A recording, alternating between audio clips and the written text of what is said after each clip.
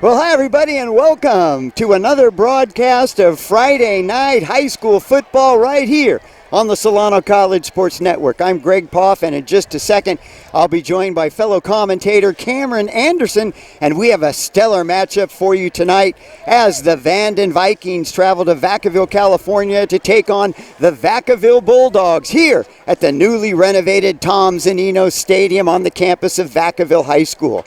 Should be a really competitive game tonight. Vacaville comes in with an overall 5-2 record, and Vanden one better at 6-1. A lot of talent on both sides of the ball, and to tell you a little bit more about them, here's Cameron Anderson. Well, Poff, I'm really excited to see this game because these are two powerhouse schools, both undefeated in league play at 2-0. And to start off, I'm really excited for Vacaville to see number 4, Lucas Sartorio, who is a linebacker leading the team with 39 tackles and 4 sacks. On the offensive side of the ball, look for number 8, quarterback Ryan Vaughn, who has 10 touchdowns and 913 yards on the season. And for the rushing side of things, we'll see number 6, Darian Leon Guerrero, running back, who is averaging 121 yards per game and a touchdown. And for the Vanden Vikings, I'm looking forward to see number 5, Trey Dimes, who has 10 touchdowns and 182 yards per game. And again, for the rushing side of things, we'll see the brothers, number 22, Elijah Fisherman, and number 24, Cameron Fisherman, who together have 7 touchdowns and 520 yards. Well, the Monticello Empire League is on the line tonight. The winner of this game will take over sole possession of first place, and we'll have the opening kickoff for you right after this message from our sponsor, James Thomas Media, your one-stop shop for all your video production needs.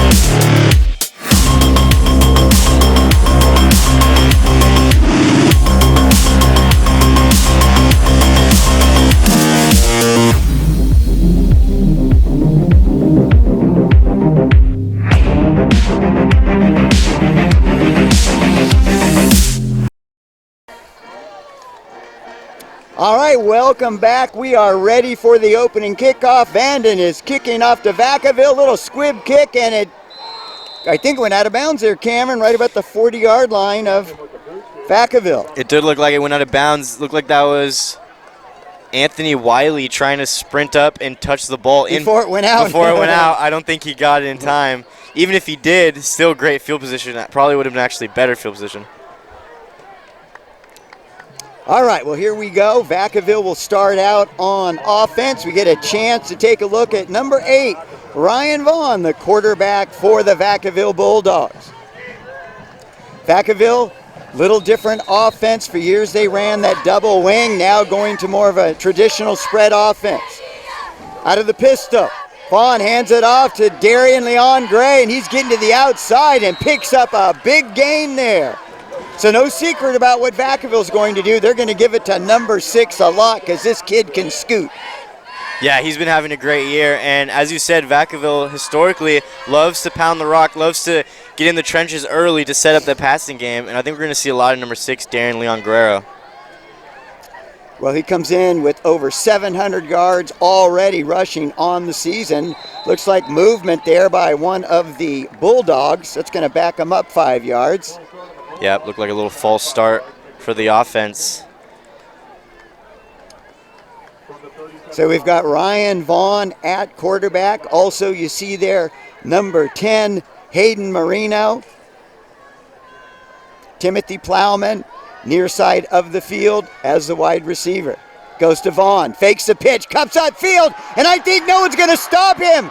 Touchdown, Vacaville. Just like that, Vacaville gets on the board first. Wow, Ryan Vaughn can scoot. He went right up the middle, and no one was going to catch him. Man, he's fast. Quick 6 points for this home crowd right here. Well, he comes in. He's got 177 yards rushing, and that's his 4th TD on the ground. All right, so Vacaville will set up, kick the extra point.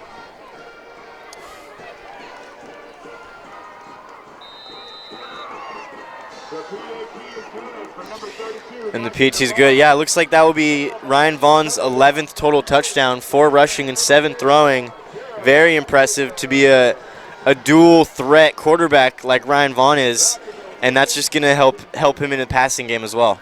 I was trying to get the number of the kicker. Was it 22? I was a little surprised because that's one of their running back. So we'll try to get that for you, get the name, and for us, we got a lot of the roster information late, so makes it a little harder on the prep, but we're going to figure it out what we're calling this game. Yes, sir. All right, so Vacaville received the opening kickoff, couple plays. They get 7 on the board. Now chance for Vanden to respond, and we'll get a chance to look at the talented quarterback for Vanden, Trey Dimes. Trey Dimes, amazing name for a quarterback. Couldn't pick a better name. We'll see if he can back it up tonight. All right, so back for Vanden, you've got number 11, Jemiah East. Trying to see the number on the other side.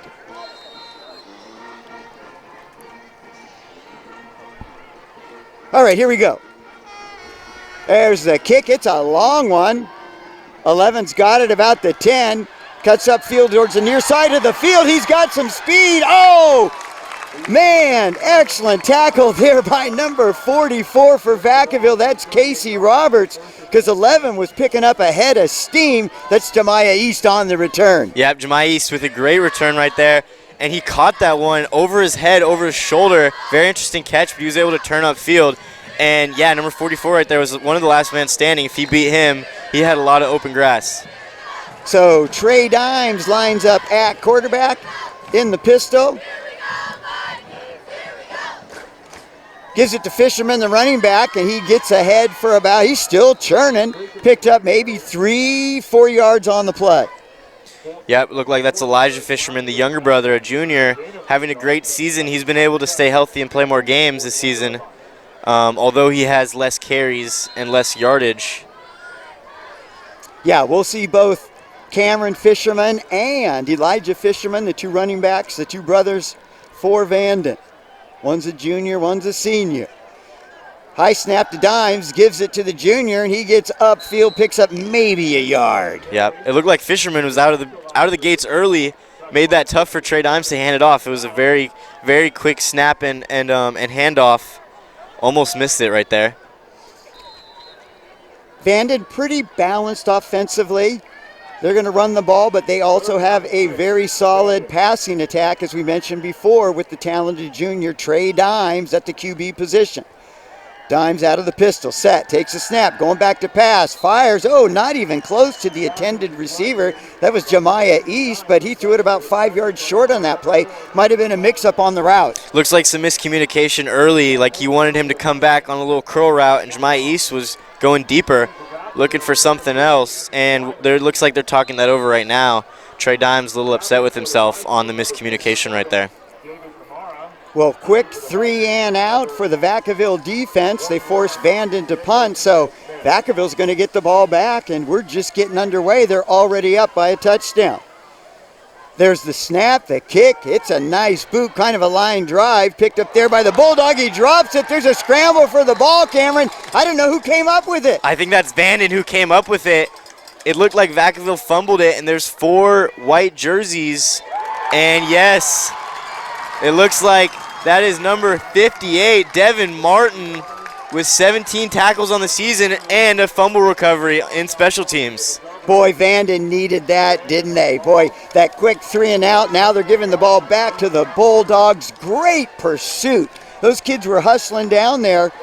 And I didn't see the number of who muffed the punt. Was it number 4? It looked like it was number 4. Lucas Sartorio. Yep, Lucas Sartorio. You wonder if he should have fair caught that with a bunch of defenders all around him. great spark for this offense. All right, here we go. Vanden has it on the 20. Dimes, he's going to give it to Fisherman. Fisherman busts through, picks up about a yard or two on the carry. Yep, great pursuit right there. That looked like number 16, Liam Flaherty, who has 36 tackles on the season. He's all over the field. Him and Lucas Sartorio will be the main linebackers who will be eating up tackles today.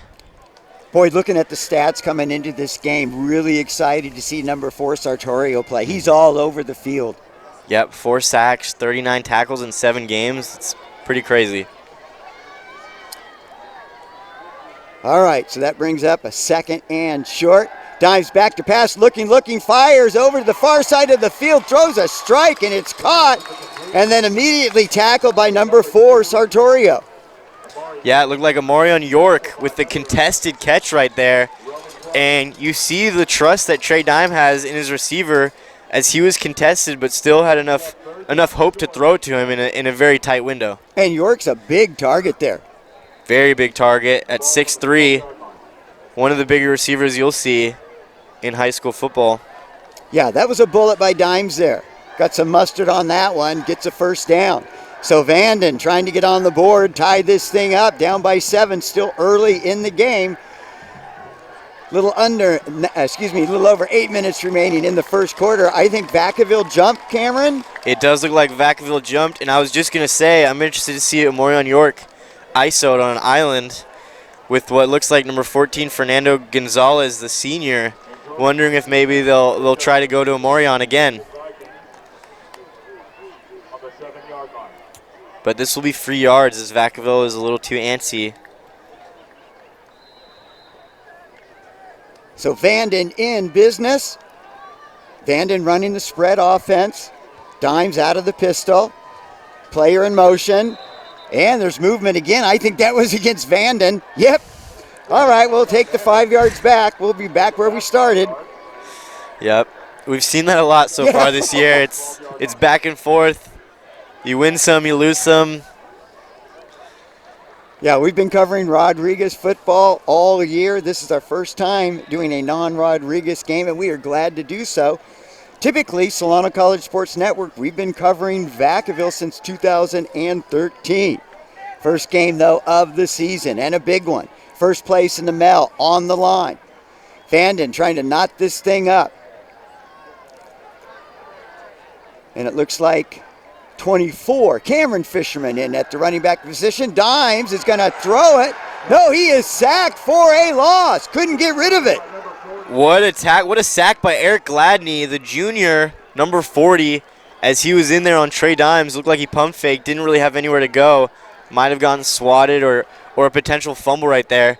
Probably safer to eat the sack and still stay in the red zone. Well, Gladney making Dimes sad on that play. Yes. Then they go for the punt and blow it. All right, baby, here we go.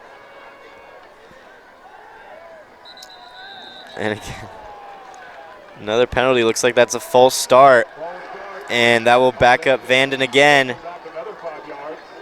So Vanden gets down in really good position. Then they get the offsides by Vacaville, move up 5 yards, and then since then, they're going backwards. Yep, 2 false starts. Not great. Pushing them outside of the red zone now, but still in great field position at the 24 and a second down right here. All right, Dimes ready. Takes a snap, rolling to the near side. Got a receiver, throws it, and just off the fingertips of the intended receiver. Was that number 11? That was Jemiah East. What a throw, and almost an insane catch as he had to reach up as high as he possibly could. I thought he was going to come down with it after the tip. We've seen a lot of those tip drills fall into someone's hands, whether it's the offense or defense, but he wasn't quite able to come down with it. A very tough throw and catch to make. Yeah, East maybe had a half a step and 2 Bulldogs back there on defense. A little overthrown by Trey Dimes, which is very rare to see when you're rolling out. All right, so it's going to be 3rd and goal. Here we go. Dimes ready, going back to pass. He's looking, rolling to the near side of the field. He's going to take off and run, and he's got some space, folks. One man to beat. And he's taken down out of bounds at about the 1 yard line. That was Plowman there for the tackle. Very gutsy run by Trey Dimes. He had plenty of yardage. He had open grass. And he tried to make a move, but instead it looks like he put his shoulder down, and we'll see it right here. Nope, just kidding. Yeah, it's still a great run. Now down at the 1 yard line, 4th and goal, 4th and 1 here. And it looks like they're gonna go for it. Looks like they got trips out to the left. They got a lot of options here. They can try running it straight ahead. You got Cameron Fisherman there as a lone running back. I expect to see Dimes on the move here. Oh, bad snap over his head. Looks like they blew it dead. Someone jumped. And we'll see if Vanden gets bailed out right here. It was almost like when the whistle blew, it startled the center, and he hiked the ball over Dimes' head. And it looks like they blew it dead. So, yes, that would make sense. There's movement, so that stops the play right there. Yep, and it looks like they're going to try to kick this field goal right here. Yeah, I would. Get on the scoreboard, get some points. Yep. Definitely don't want to come out of this possession with nothing. As you had the fumble, that would be a shame to go down, not score, and then not score on the fumble. We'll see if he can bang this through. Diego Nunez. Smith, got to get the Smith on there, baby. All right, here's the boot, and it is true. So that's the second field goal of the season for Smith. He's now 2 for 3 with the field goals, and Vanden on the board. So Vanden really gets a break there on the muff punt, able to get 3 points out of it. But boy, it sure looked like they had the opportunity to get even more. Certainly want to clean up the penalties.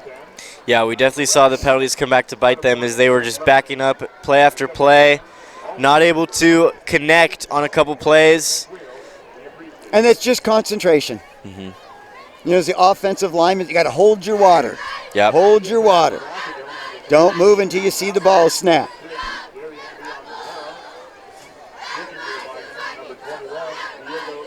And you got to think this Vacaville offense is eager to get back out on the field.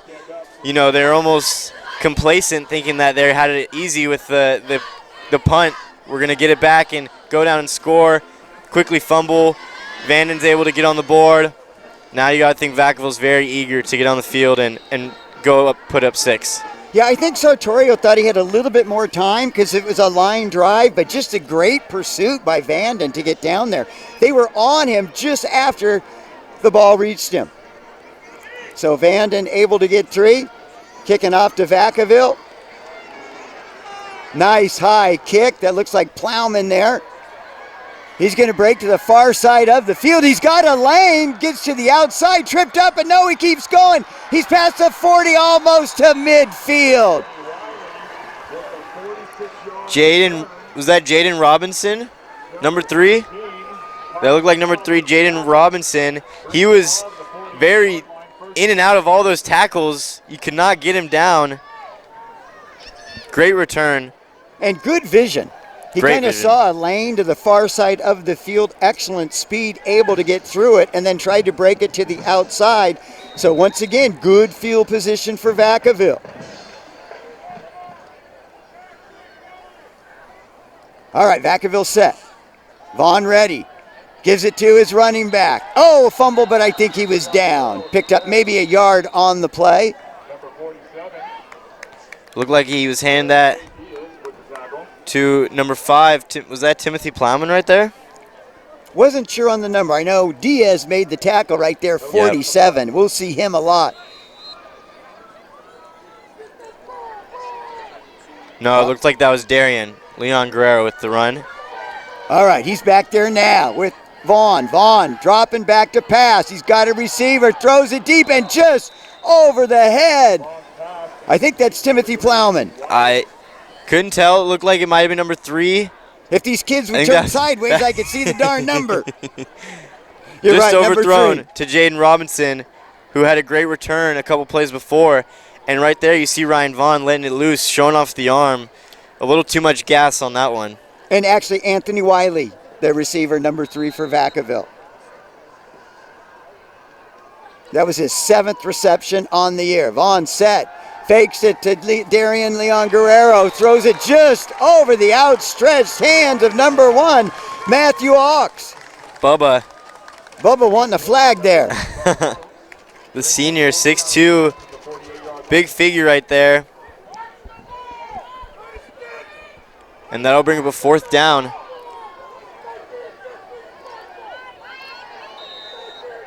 So Vacaville going for it. Vaughn in the pistol. They got twins on the far side of the field at the receiver position and at the bottom side. Little bit of a high snap. Quick punt by Plowman. Gets it up if he gets a roll, and he doesn't. That's going to go out of bounds right about the 30-yard line. It didn't look like they saw that coming. We're not sniffing out a punt. There's no punt coverage right there.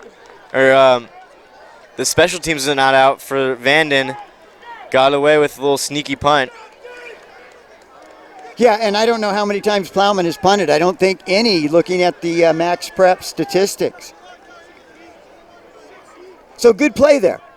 Yeah, I think going for it that early right there, giving good field position to Vanden, back them up, make them go through your defense to get points on the board. Yeah, they've shown their defense has been really strong, not letting us score in the red zone. We'll see what they can do this possession. All right, Dimes ready. High snap, gives it to his ball carrier, and he's tackled for about a 2-yard loss there. Looked like. Is that 4? Is that Sartorio coming in from his outside linebacker I think position? so. And the run, yeah, to Elijah Fisherman on the run, not able to get much. Lucas Sartorio just adding more tackles to an amazing season so far. Yeah, he was in there quick. Sartorio, the senior outside linebacker, got 39 tackles so far on the season. Give him 35. Dimes ready.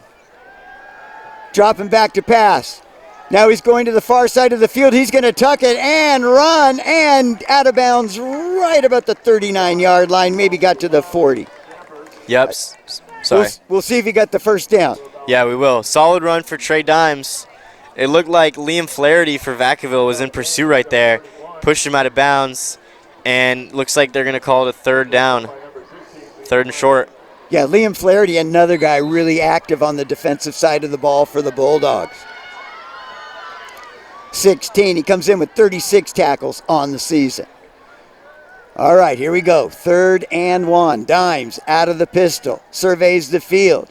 Vacaville almost encroachment there. Able to get back.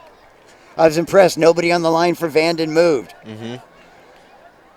Okay, Dimes resets. Oh, and just as I said that, they jump. Goodness gracious sakes alive. Forgot to knock on wood right there. And it looks like it'll be another penalty. Refs are getting busy early here. And Vanden's going to have enough trouble hanging with Vacaville. You don't need to make it easier with all of these motion penalties. That's just a lack of concentration. And big game for Vanden. They joined the Mel in 2018. Before that, they were in the Solano County Athletic Conference and pretty much were winning that conference year in, year out. But since joining the Mel, they've been second to Vacaville the last 3 seasons. Trying to get over the hump today. A win would do that. Dimes back to pass, looking, steps up. Oh, he had a receiver, but not enough time to get it off, and he is dropped for a loss. Liam Flaherty, number 16, with the sack. And there is a flag on the field, but as you said, there was an open receiver. It looked like Trey Dimes wanted to get out to him, but he didn't have enough time as he sensed the pressure coming. Yeah, it looked like number 4, Raheem Holt, was going deep. He had 2 defenders on him, but he had him beat by a step. Dimes saw him. He was trying to take that extra step back so he could really get some mustard on the ball, and by that time the Bulldogs were on him. And this will bring up a 4th down. Looks like they're going to bring out the punt team. And we see Anthony Wiley out there to return, as I mistaked his name for the other number 3, Jaden Robinson. Nice high kick. And gets a favorable bounce there. So nice job by Vanden. Kind of flipped the field there. I like the defender. Come on, I thought he was going to get down and start blowing on it. Great punt right there, as that ball took a friendly bounce and kept rolling down towards the end zone, and it looks like it will be down at the 17-yard line. So 7-3 here at Tom Zanino Stadium on the campus of Vacaville High School. Vacaville jumps out to a quick 7-3 lead, and they'll take over here right now. 4 minutes left in the first quarter. So Ryan Vaughn back at quarterback in the pistol. Darian Leon Guerrero right behind him. Receiver in motion. Vaughn fakes the pitch to Guerrero, cuts upfield, maybe gets about 3 yards on the play. Yeah, it looked like that was a speed option or a triple option. In college, you see that a lot. They can fake to the running back, hand it off, and instead it looks like he ran for that. You know, Ryan Vaughn looks a lot like a Marcus Mariota wearing number 8, and a big rusher, big arm, able to be a dual threat downfield. And there is a flag on the play, of course. Why wouldn't there be?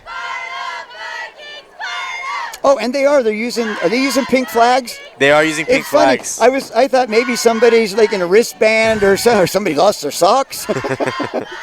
Pink flags, okay. Yep, I think that's for the Breast Cancer Awareness Month. You see a lot of the players wearing pink. All right, so Vacaville picks up a first down. 1st and 10 now. Leon Darian Guerrero crouched and ready to go. Let's see if he gets the ball this time. Vaughn fakes it to him now, throws over the middle to Plowman. It was a strike, and he's going to take it all the way to the house. Touchdown, Vacaville! What a pitch and catch for Ryan Vaughn and Plowman right there. Just a slant route, had his defender by a couple steps, and once he turned upfield and got to sprint speed, he was gone. And boy, Vaughn threw him a strike, just led him perfectly. As you said, he never had to break stride and kept sprinting all the way into the end zone. So that's about a 42-yard reception there. Vacaville, second touchdown in the first quarter. Now in to kick the PAT, trying to get it to 14-3. And it looks like we're going to have a replay on this as we see Plowman with the breakaway speed from the closest defender. It looked like that was number 99, Marcellus Chandler, who's the closest defender. Wasn't able to get him. And the PAT is good. And I'd rather see the replay of that than see a boring PAT anytime, right? Of course. Who cares about kickers? Boy, Vacaville has some speed. They do. They're very speedy. Their receivers are elite athletes, as we've seen so far, and their quarterback as well, Ryan Vaughn. Not to jump ahead, but that does set up a pretty entertaining matchup with Rodriguez next week. Of course, Vacaville will be at Rod. Rod, a ton of team speed on that team, but Vacaville too. Boy, Plowman. Vaughn really surprised me with his speed as well on his touchdown, John. Yep. We will see a different dynamic as Miles Meadows, more of a pocket passer, great arm for Miles next week. And Ryan Vaughn with a good arm, and he's able to run the ball as a dual threat. It's going to be a great matchup for Rodriguez and a real test for them to see if they can compete come playoffs. They're playing at Fairfield tonight. All right, here's the kick. It's kind of a short kick, but it's going to be fielded at the 15. Coming to the near side of the field. He's got one more guy to beat and can. He's finally stopped at the 45-yard line. Who was that, Cameron? Number 10, Braden Chavez, the receiver, safety, and cornerback. And another great return. We've seen a bunch of great returns, although nobody has housed them. We've seen great returns, getting a bunch of yardage and setting up the offense in amazing field position. All right, so Vanden is set. Really good field position here. They're going to take over right about their own 46-yard line. So Dimes in the pistol. Gives it to Fisherman. Fisherman, breaks a tackle, but not the next one. It was like someone was a heat-seeking missile coming in to finally drop him after a pickup of about 2 yards. Yeah, Vacaville really came in headhunting, and we've seen that so far. The run game has not been amazing. Both Fisherman brothers not able to break anything loose, and for good reason. Vacaville has been all over them. So 2nd and 8. Dimes ready. He's going to drop back to pass. He's got a receiver to the near side of the field. Throws it in. What a catch by number 11, Jemiah East. That big 6'3" frame able to reach his hands out there and make a sensational catch. Big pickup for Vanden. What a catch and throw. Trey Dimes able to sit back there pretty with all the time in the world. And he lofts that ball, putting it right in the breadbasket for his big receiver, Jemiah East. And it was a little overthrown, so his momentum carried him out of bounds. And looks like we're going to... So Vanden trying to keep pace with Vacaville. Dimes has got it. He gives it to Fisherman. Fisherman tries to get to the middle. Camp bounces to the outside and picks up about 3 yards on the play. Strong running. And early we see those strong runs. They will develop throughout the game. The defense will get tired. And we see Cameron Fisherman right there, the senior, running hard. There you get a look at some of the offensive linemen there for Vanden. Good shot there by one of our side camera operators. Kids are doing a good job on the cameras today. All right, here we go. 2nd and 8. Dimes ready. Fisherman next to him. Drops back to pass. Looking. Comes to the near side of the field. Throws it to the corner of the end zone. And it's caught for a touchdown by number 11, Jemiah East. Boy, he has had his hands all over this drive. Jemiah East, another catch, and this time for a touchdown. And I just love to see the pocket presence from number 5, Trey Dimes. He read that it was collapsing, rolls out to his right, and he looked so comfortable and calm in that position. Hey, and that coach right there with the baseball hat on, he former member of the Solano College Sports Broadcasting Program. Seems like almost every team you have some students from. Connections, baby. A lot of connections. And the kicker makes a connection there. The extra point is true. 14-10 now, Vacaville, with a little under 2 minutes left in the first quarter. Very high-scoring game to start this off. It's only the first quarter, and already 14-10. I think we're going to be in for a good one today.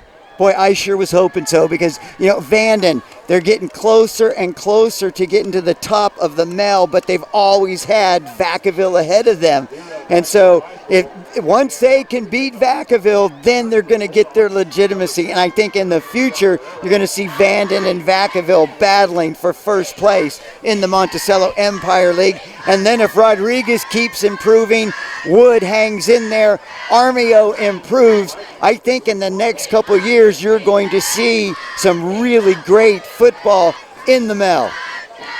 Yeah, and you'd think the Vacaville mascot would be the Big Dogs, not the Bulldogs, because they have been the big dogs in this Monticello Empire League for quite some time now. And Vanden is at the door knocking, ready to take them down. Vacaville, 22 straight Mel victories. Crazy. Oh, and a trick play right here. Got a little squib kick fake. Now we're going to line up and kick it deep, or maybe we're not. Let's see. Here we go. Little squibber. Same thing to open the game. Man. And one of the Vanden pursuers, number 99, he looked like he was shot out of a cannon. Yeah, Marcellus Chandler able to get there quick. He got his hand on it, but was not able to get possession, which is what you need on an onside kick right there. Although he did touch it, not good enough, didn't have possession of the ball. I like the idea, a little trick play. Vanden's trying to get interesting. They want this ball back. And pretty good execution. Like both times when they've tried that kick has been pretty true. And 99 has great speed getting down there. They were very close, as you said on that one, Cameron. That would have been a big break for Vanden. But they've got to do well on D here. Vacaville takes over. Vaughn's got it. keeps it, tries to get to the outside, picks up maybe 3 yards on the play. A host of Vanden Vikings there to bring him down. Yep, I think that was Robert Breed, the cornerback for Vanden, number 7. He was in there trying to rip that ball out from Ryan Vaughn. Vaughn wasn't having it, and we're seeing a lot of early run plays. We'll see how that develops later in the game. All right, so that'll bring up 2nd and 7. Vaughn back to pass. He's got a receiver, throws it deep, and it's just out of the outstretched hands of, who was that, number 3, Anthony Wiley. Anthony Wiley, the punt returner and kick returner that we've seen. And, I mean, although that ball was overthrown, just a beautiful pass from Ryan Vaughn. Great spiral. You can see the seams. You can see the white spiral, and just an amazing throw, although it was just over his receiver. And, boy, the intended receiver there, Wiley, he can fly. That was just a post pattern. Yeah, Anthony Wiley burning his defender play after play. He might have a big game tonight. All right, here we go. 3rd and 6. Vacaville trying to get it first. Fake the handoff. Now they throw it to Guerrero, and they pick up the first down. Or excuse me, that's Sartorio. Sartorio, their leading tackler, also in there on the passing game, as he will do it all tonight. And a tight window right there for Vaughn, but he was able to sneak it in there and pick up the first down. All right, so first down for Vacaville.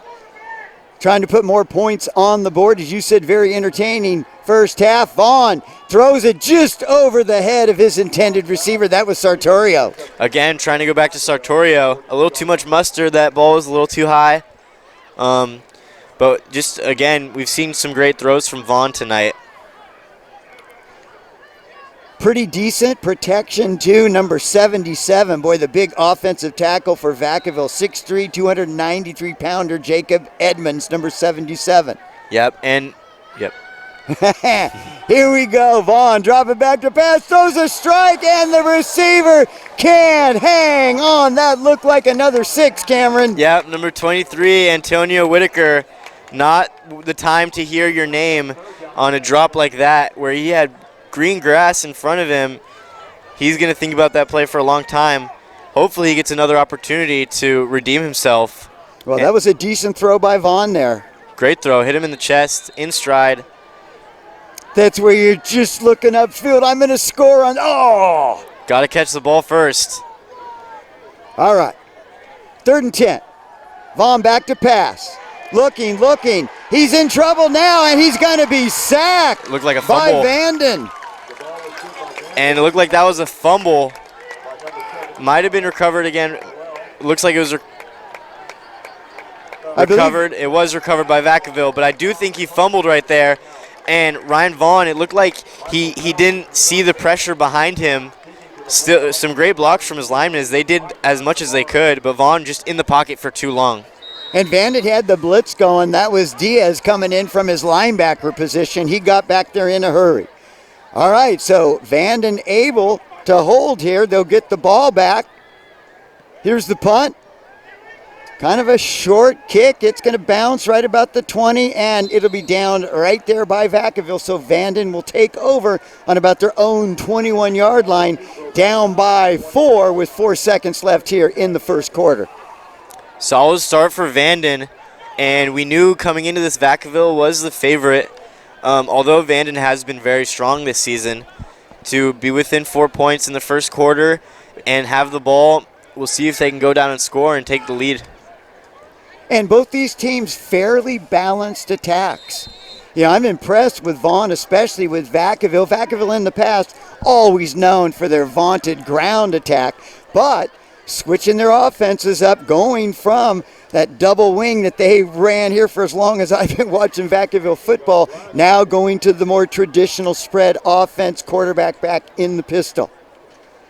And so they're a little more balanced as well, and Vaughn has been so impressive. Yeah, it almost looks like a more progressive offense going to the passing game, as we've seen over the years recently with all the great quarterbacks in the league nowadays. And Vaughn, yeah, great game so far. Although he's had some miscommunications, some drops, he's been having some pretty good throws so far. Yeah, it looked like that was a sure touchdown on the drop there on the previous play. So not sure what's going on here with the refs. A little bit of a delay. A little bit of a delay. Yeah, let's get the 4 seconds in, then we'll have another delay, and then let's start playing, baby. Referee's being selfish again. That's what it was. Sideline warning against Vanden.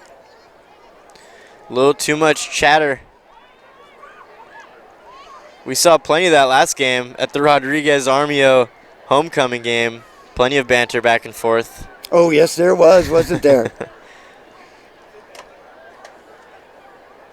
Armio is playing Will C. Wood tonight.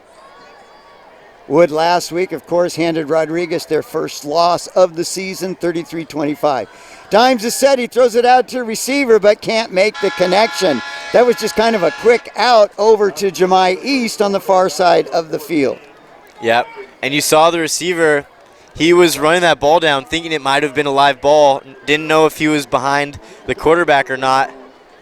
And luckily that ball rolls out of bounds. So 14-10, Vacaville over Vanden, first quarter in the books. Very entertaining game thus far, and it looks like Vanden, at least up to this point, they're hanging right there with Vacaville. In fact, Vanden really cost themselves some points in that first initial drive after getting the muff punt. They were in great field position there with a 1st and goal, but because of the penalties, were only able to come out with 3. This could be 14-14 quite easily. Definitely, and we'll see if they're going to look back at that and really regret those penalties that costed them a touchdown. But I think, Vanden's doing great so far, hanging in with Vacaville. I think this is going to be a slugfest tonight. We're going to see a high-scoring game. Two big offenses going at each other. Well, we hope you're enjoying the broadcast here on the Solano College Sports Network. Broadcast run by the students of Solano Community College. All right, looks like we are set to go. Second quarter ready to get underway. And Vanden's going to start off with a fresh set of downs. Dimes ready, takes the snap, drops back. He's going for it all. He's got a receiver and dropped. Boy, it almost looked like the Vacaville receiver tipped it to the intended receiver. I think that was Jemiah East, and he wasn't able to bring it in. It looked like the intended target was to Jemiah East, but it looked like the defender can't quite read his number. It looks like it starts with a 3, but he had tipped the ball into the hands of Jemiah East, although he had given up on the play, not knowing that there was a tip drill right in front of him. And I bet the quarterback is a little upset knowing that he could have gotten bailed out with the easy touchdown if Jemiah East was looking up. Pretty good throw there by Dimes. Great throw. All right, so 2nd and 10. I think that was Chavez in motion. Dimes looking. Now he's being chased by a couple of Vacaville pursuers. That's 57 on his heels, and Dimes has nowhere to go. Takes it out of bounds. Great speed to get out of bounds. It looked like Dylan Cho, number 67, was running after him, and Trey Dimes was running for his life. Big man was on his tail. He had to get out of bounds quick. So that'll bring up a 3rd down here. About 3rd and 8. Boy, we haven't heard anything really yet from number 10, Braden Chavez. He's a big-time receiver. He did have that nice little return on the kick, but Dimes unable to connect with one of his favorite receivers thus far. Excuse me, it is 4th down, and it's a line drive kick. It hits at the 50, and it's going to keep going. Great bounce. Almost to the 30-yard line there. Great punt from his own 20, inside of his own 20. And I committed the mistake I always tell you students not to do. Never trust the scoreboard. Yeah. So Vanden unable to get anything going on that drive against a very stout Vacaville defense. So now Vacaville will take over on their own 32-yard line. Very pleasant evening here in Vacaville, California. We've done games here, and it can be 90 degrees during the day. That wind picks up, and it's cold at night, but not tonight. Great autumn evening for football. Vacaville ready Snap goes to Vaughn. He gives it to Guerrero. Guerrero fighting upfield, and he's going to pick himself up a first down, I think. I think he got 10 yards on that carry. If not, it's going to be close. Guerrero running super strong as he had defenders draped all over him. Looked like 3 or 4 guys in white jerseys all over him, and it looks like we're going to have a 2nd and 1. We'll see if they run it up the middle again, as the run game has been very strong so far. Vaughn ready.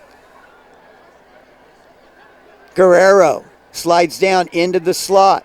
So you got 5 receivers now, empty backfield. Vaughn, he's going to throw it to his receiver, Sartorio.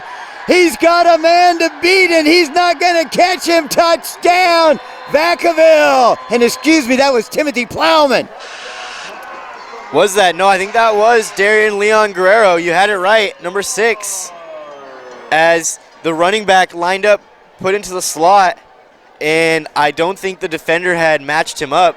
And it looks like we're going to have a replay on this one. As we see the throw, and yes. That was Leon Guerrero.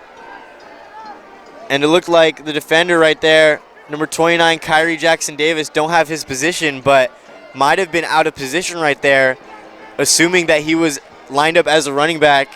He's an outside linebacker. Okay, a linebacker on a running back in a passing play. That's usually a mismatch, as he was not able to catch the speedy Darian Leon Guerrero. And that's the second time that Vaughn and Guerrero have hooked up in a pass play. The first time he faked it to him. Guerrero ran through the middle of the line, 10 yards deep, got a pass. This time he lines up in the slot position. Vaughn hits him with the strike, just like that. Vacaville on the board again, up 20-10, trying to make it 21 as they set up for the PAT.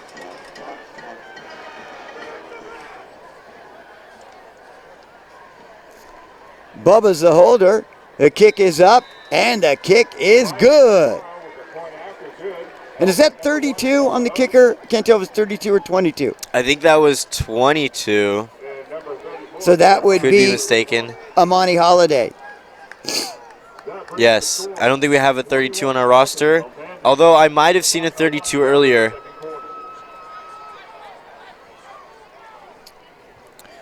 And, I mean, a great drive right there. Very easy when your running back has his defender beat by 2 or 3 steps.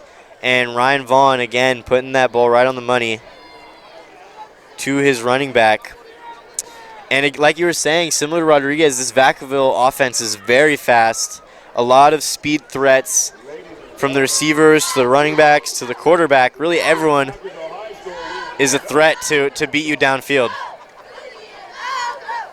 And it's fun watching them with this new style of offense. He's talking to Coach Mike Papadopoulos before the game. They kind of unveiled it during the spring season, very short season, of course, because of COVID, no football season in 2020. They actually played the 2020 season in 2021 in the spring, but I think they only played 6 games. Vacaville and Vanden did play, though, and Vacaville won that game pretty handily. Overall, Vacaville leads the series against Vanden 7-1.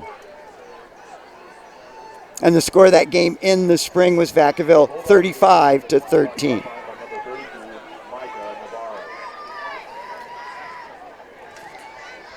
And like I was saying, we see the Vanden not scoring a touchdown on that drive where they had the fumble recovery. Now they're down by 2 scores instead of 1 score. There's the kick. It's picked up at about the 35-yard line. Now he's trying to get to the far side of the field, but he's met right about the 45-yard line. That looked like Braden Chavez. We've seen him on a couple returns now. Him and Jemai East are the main returners for Vanden, and wasn't able to get much. Great coverage by Vacaville, although they are still set up with great field position at the 48-yard line. Yeah, Vacaville's done a good job kind of stopping this Vanden offense so far, just in the sense that we haven't heard Chavez yet as far as catching a pass, or Michael Bell, the other top receiver for Vanden.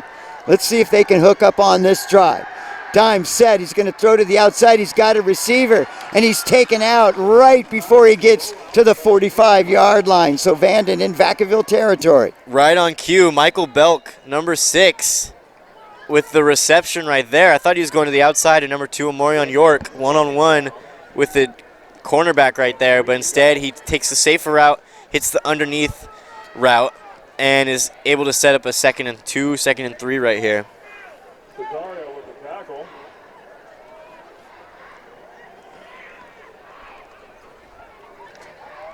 All right, here we go. Vanden up to the line of scrimmage. Dimes ready. Second down and 2, Vanden. Probably got one of the fishermen there in the backfield with him. And he's got 2 receivers out wide to the far side of the field, and then he's got Jemiah East on the near side of the field. Dimes ready. Rolling to the near side.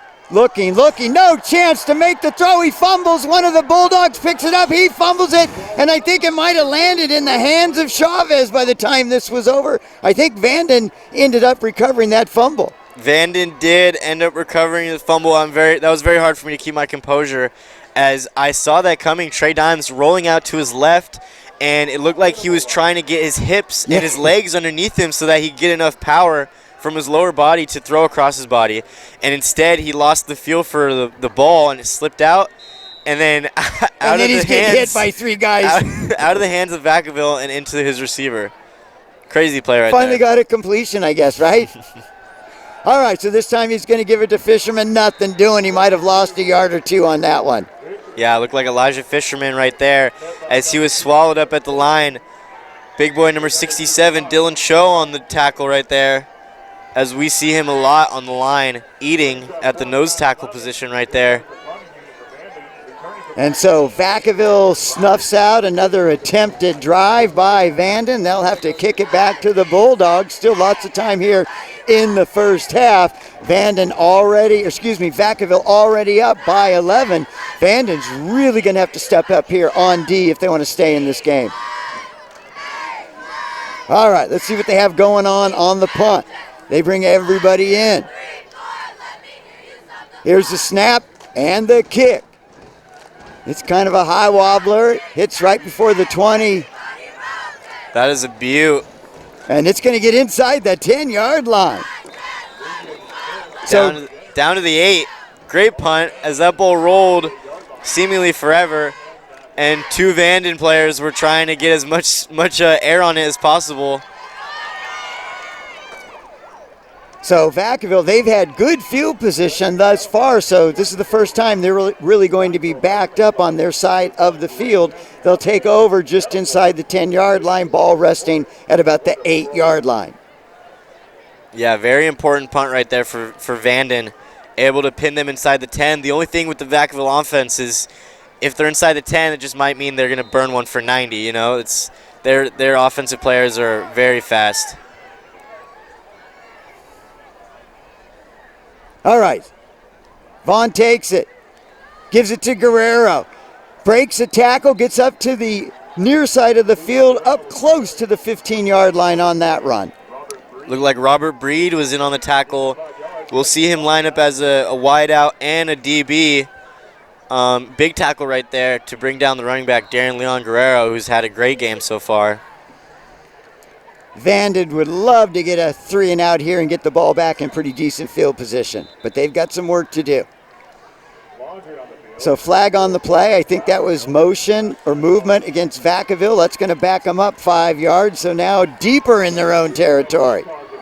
Yeah, false start right there, and it'll bring him back to the 8-yard line. Except now it is a second down, almost like an incompletion had just happened. Yeah, it nullified the first run. Yep. All right, so Vacaville is ready. Vaughn standing at his own 2-yard line, takes it, gives it to Guerrero. Oh, no, he kept it. Far side of the field, able to pick up maybe 8-9 yards, still getting ahead. Man, what a great fake by Vaughn. Great read option play as we see Vaughn run again early and often. Ryan Vaughn loves to use his legs. Although there was not much there to break, the Vanden defense was all over it. Boy, and Guerrero actually is pretty tall at 6 foot, but he runs so low to the ground, it really looked like he took the ball on that fake. This time he gives it to him and he keeps it. He's able to slice forward. I don't know if he got the first down. I don't know if he did, but on the tackle it was Eric Diaz, number 47, and it does not look like he got it. It will be a 4th and short, and they will bring out the punt team. Boy, big tackle there by Diaz. Yep. That was a stop they needed. And they should get pretty good field position right here. Yeah, it looks like we have number 6, Michael Belk, down there to receive this punt. One of the Vanden wide receivers, low snap, punter gets it. Oh, just got that kickoff. Wow, and what a punt to almost have it blocked. Oh, and it looks like Marcellus Chandler, a little chippy with number 31 for Vacaville. That is Gabriel Ellis and Lucas Sartorio, and there will be a flag as there was a lot of shoving going on the right side of the field during the punt coverage. Getting chippy here in the second quarter. A very competitive game. Two schools know their top dogs might see each other come playoffs. And Vanden's just tired of getting beat by Vacaville every year since they've been in the Mel. They're the little brother, tired of getting beat on. And it looks like the coach was able to talk to Marcellus Chandler and get him in the right mental state. He's got to stay in this game if they want to succeed tonight. And it looked like when you're punting almost out of your own end zone that Vanden was going to get good field position. But with the kick unable to field it, the roll and the penalty, Vanden's going to be backed up here. Yeah, an emotional roller coaster for Vanden as it almost was a punt or a block, and a blocked punt in their own end zone. That's 6. And instead of getting great field position or a potential touchdown, he just kicks a line drive, and they didn't want to pick it up with a lot of defenders around, and they let that ball roll over past the 50-yard line and back in their own field position. Yeah, you could see Belk. He was thinking about it because it was kind of coming right to him. Should I just kind of pick this up and go for it? And that was a good decision you want to see him make, but pick it up, get upfield, a little better field position. Yeah, smart and safe decision, probably the difference between 10, 15 yards. Oh, well, now this is going against Vacaville. And maybe they're re-kicking. Yeah, it looks like they might be. Still 4th down.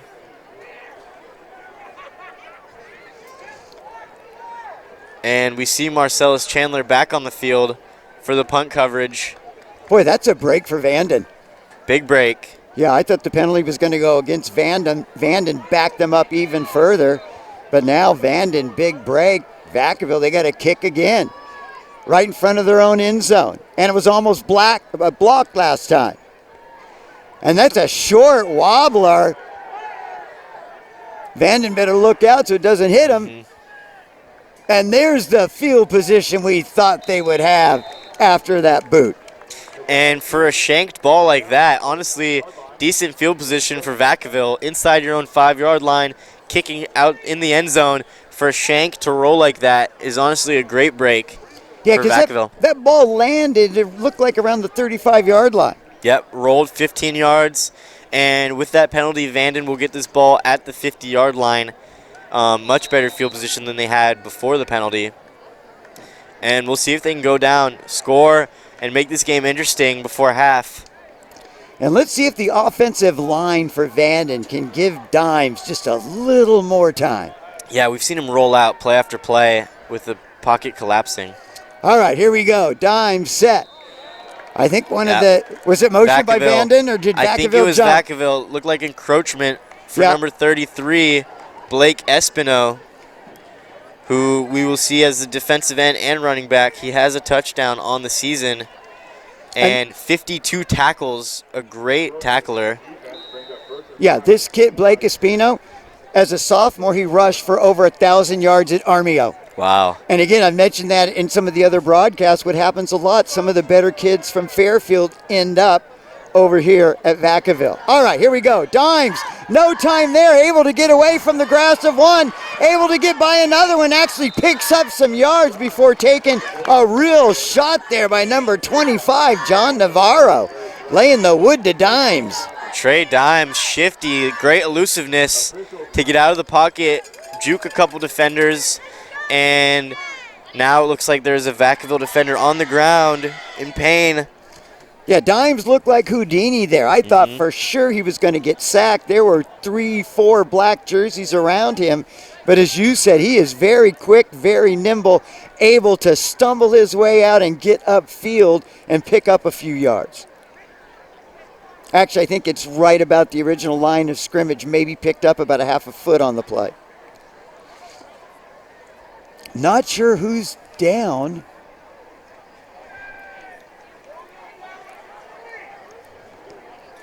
There you see Coach Papadopoulos.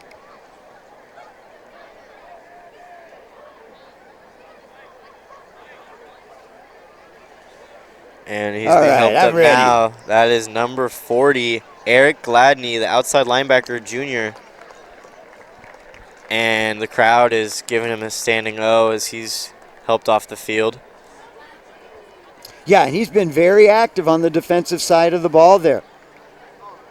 Yeah, and it looks like he'll be all right, able to walk off on his own.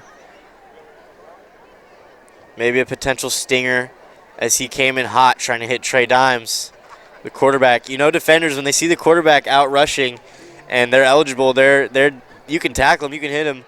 You know, they want to get aggressive. They don't like quarterbacks running on them. And you see it quite a lot, too, where the runner, he'll just kind of dip his head down, and then you see the two defenders actually hitting each other. I think that's what happened on that play. I think you're right. All right, so first down for Vanden. Down by 11. And that's going to be a timeout by Vanden. Dimes lined up, didn't like what he saw, called a timeout. So as I was saying before, Cameron, we started doing Vacaville football in 2013.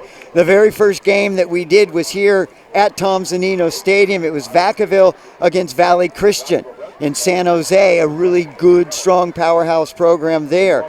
But at the end of that 2013 season, Vacaville won the Mel that year, home playoff game. So the very first playoff game we did with the Solano College Sports Network was to do a round one San Joaquin section playoff game between Vacaville and Rockland High School.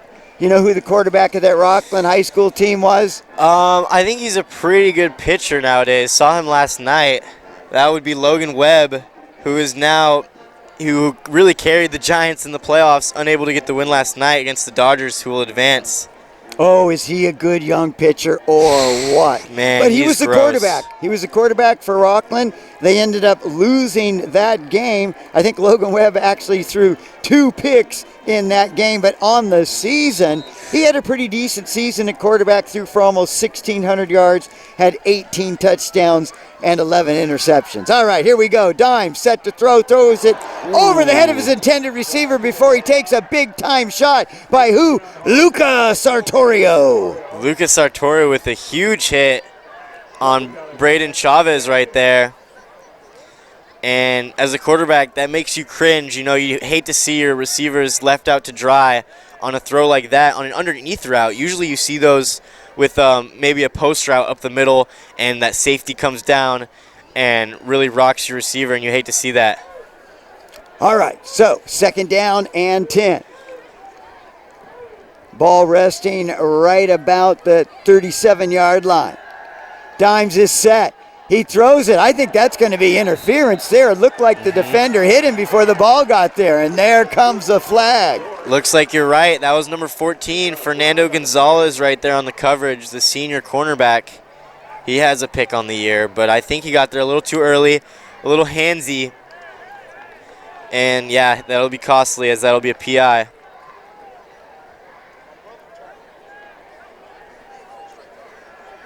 So Vanden trying to get something going. That penalty is going to help them out. And now they should be well inside the 30-yard line. And a rare call. Almost, I rarely see pass interferences so far this year. During Rodriguez games, maybe we've seen some great coverage, but not a whole lot of pass interference calls, which are very costly for a defense. Well, that one was pretty blatant. I even saw that with my old eyes. All right, so big penalty against the Bulldogs. Now Vanden takes over just outside the Vacaville 20-yard line. A little over 6 minutes remaining in the half. Vanden down by 11, 21-10. But they got something going here. Dimes, he's going to pitch it to his receiver coming around the other side, but he is tackled and brought down, so Vacaville not fooled that time. It looked like Plowman coming up from his safety position to make the tackle. Yeah, Michael Belk with the rush right there, as it was a little pitch behind the line coming across from the right side. You know, we see a lot of that with the Niners, maybe Debo Samuel coming across in motion, able to catch that ball and turn upfield, but Vacaville sniffed it out, and they were right all of it. They were all over it. Yeah, Vacaville not fooled at all there. That brings up a 2nd and 9. Down to about the 6-minute mark here in the first half. Vanden on the move. Dimes takes a snap. Gives it to one of the fishermen. That's Elijah, and he's going to get into the end zone. Touchdown, Vanden! I think that was actually number 28, Sean Davis, who we have not seen so far today. Excuse me, it looks like there's 2 28s on our roster. That is Sean Davis, the running back, a senior. And, wow, the first time they don't run it to a fisherman, they're able to get in the end zone. And great blocking on that play for Vanden. Boy, and what an excellent run. Man, he picked up a head of steam as we see here on the instant replay and gets into the end zone. All right, so 67 of Vacaville was down. He looks like he's up and okay. That's Dylan Cho. I think it was with a couple big tackles so far this game, and it looked like he might have gotten hit on a block. And luckily he's able to walk off on his own, but they'll have to bring in a defensive substitution. Looks like that's number 77, big boy Jacob Edmonds at 6'3", 293. It's a big fella. Yeah, I would run away from that guy. Oh, man. I wouldn't want to see him in the back of an alley. All right, here we go. So Vanden going for the PAT. Cameron Malone set to, or excuse me. Who's the kicker, Cameron? Is that 21? I think it is. I couldn't tell. That is Diego Nunez-Smith. We knew that. Kicker and punter. Yep. Yeah, great kicking so far. Great kicking and punting. A lot of special teams today on both sides. And we have a high-scoring affair, 17-21, with still 6 minutes left in the half. And Vanden able to capitalize on the penalties by Vacaville. That one that brought the punt back, which gave them much better field position. And then that pass interference set them up with a first down inside the 20. And then Vanden was able to capitalize and get 7 on the board. So now down just 21-17 with a little under 6 minutes left to go here. Still in the first half. We got a lot of football remaining in this one. A lot of ball game, and I think it's huge that Vanden was able to get the running game going right there. A huge touchdown, as the running game will set up the passing game for Trey Dimes, which means he'll have more time in the pocket. You know, the defense won't know what's coming exactly. And a big touchdown right here, and we'll see what Vacaville is able to do. I like their little kick routine here. I do too. We're going to do the little fake kick. We'll see if they go for the onside again. Yeah, no, he kind of booted that a little deeper, quite a bit deeper, and that is fair caught by Sartorio just inside the 25-yard line. Very interesting to see the fair catch by Sartorio down at the 22. Honestly, a great kick. I mean, I think Vanden would love, that's almost the best you could get. Down at the 24-yard line. And Nunez-Smith has a real easy kicking motion because it didn't look like he actually kicked that ball that hard. I thought it was going for a short squib on the other side, but then the ball just kept carrying. So Vacaville takes over. Ryan Vaughn ready, fakes to Guerrero. Now he's going to throw, almost intercepted, and then almost caught. Looked like that was Amarian York on the coverage. And Usually, Alex Barkley was the receiver laying on the ground, and the ball almost landed in his breadbasket. yeah, it looks like he landed on his legs, and almost would have been something to see him kick it up into his hands. But Amorion York right there, great coverage, scary throw from Ryan Vaughn right there. Could have been a pick six. All right, here we go. 2nd and 10. Vaughn fakes it to Guerrero. Now he's going to take it himself and bus up for about 15 yards on the play. Gets it all the way to the 40-yard line. I love the way Ryan Vaughn runs. He's just thinking right downfield. He's running up the middle. He doesn't care who's in front of him. He's not moving left to right. He's not trying to be cute with it. He's going to run up the middle. And that's just great smash-mouth football for Ryan Vaughn. Yeah, once he plants, makes the cut, he's just going forward as fast as he can. Here's a throw over the middle, and almost a completion. It was broken up by one of the Vanden players right there. That was 58, Devin Martin, who tipped it, the linebacker. He is the middle linebacker for this Vanden defense, the voice of this defense, and he was lurking over the middle right there. All right, here we go. Vaughn set. Fakes it to Guerrero again. Now he cuts up to this side of the field and then slides down right in the face of the big Bulldog there, almost to midfield. Looked like a late hit right there as he did go down for the slide, but Vanden, they've seen Ryan Vaughn running without sliding all game. Maybe preset their tackle right there, trying to hit him, although he did slide, which makes him ineligible to hit. And you saw two Vanden defenders going full steam ahead at him. And that's so hard to let up at the last minute. Oh, yeah. And that was a fast slide. One of the toughest things for a defense, I think, is as a linebacker or a defensive end trying to sack the quarterback without a quote-unquote dirty hit nowadays. And then also with the quarterback scrambling and sliding, it's so tough to ease up and not hit him as hard as you can, really. So Vacaville, as a result of the late hit on Vaughn, great field position here. Still plenty of time left in the first half, over 5 minutes. Vaughn set. Guerrero behind him, crouched, ready to go. Vaughn's looking, can't find a receiver, tries to cut to the far side of the field, but maybe gets back to the line of scrimmage before he's tackled by a Vanden pursuer. That looked like number 40, Orion Knoll, the middle linebacker, also a linebacker and defensive end and running back. Great versatility for Knoll. And that's a big tackle as Vaughn was almost able to scramble out of the pocket and had a lot of green grass in front of him. All right, so brings up a 2nd and 8. Vaughn set, gives it to Guerrero. Guerrero straight ahead, picks up about 5. He's still going, gets the ball down to about the 30-yard line. Haven't seen a lot of Darian Guerrero here in this in the second quarter, as it's been the Ryan Vaughn show. But I would love to see them get this running game going. Darian Leon Guerrero has had a great game. And he's on path to rush for 1,000 yards, which is pretty typical for Vacaville. They're usually going to have at least one 1,000-yard rusher. This time Vaughn's going to rush. He tries to get upfield, and he's actually helped by the tacklers of Vanden. The ball comes loose, and there's a whole pile there. I don't know if he was called down before the ball came out. Even if he was, it looked like Vacaville was able to recover, and with that fumble, it actually give them better field position as the ball rolled forward. And it looked like that was number 5, Plowman, Timothy on the recovery. Plowman. Timothy Plowman. Plowed his way in there to get the ball. Yes, sir. All right, so another first down for Vacaville. This time they collide. That's Guerrero and Vaughn is met at the line of scrimmage. So a little mix-up there between the quarterback and running back. Yeah, an awkward handoff right there. It looks like the running back maybe was going in for a blocking play and didn't realize he was going to get the ball, ran right into his quarterback. Luckily, did not fumble the snap, the handoff, was able to get back to the line of scrimmage, it looks like. So now we're getting close to the 3-minute mark.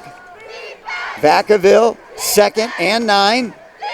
Vaughn set, takes a snap, drops back to pass, looking for a receiver. He's being pursued, throws it over the middle, it's tipped, and falls to the ground, incomplete.